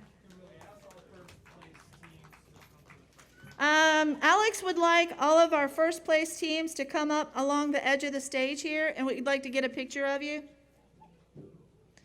And if you have the clocks or the other awards, we have plastic if you need that as well.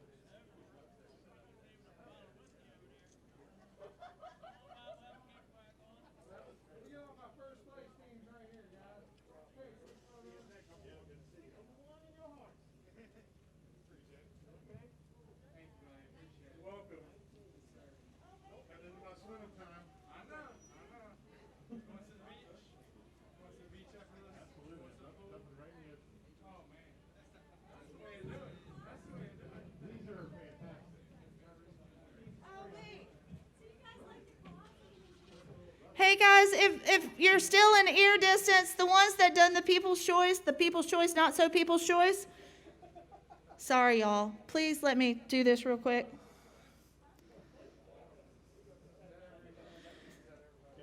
So it was first, second, and third. So the third place in our People's Choice was Big Dog BBQ. Thank you, thank you. You will be getting something in the mail.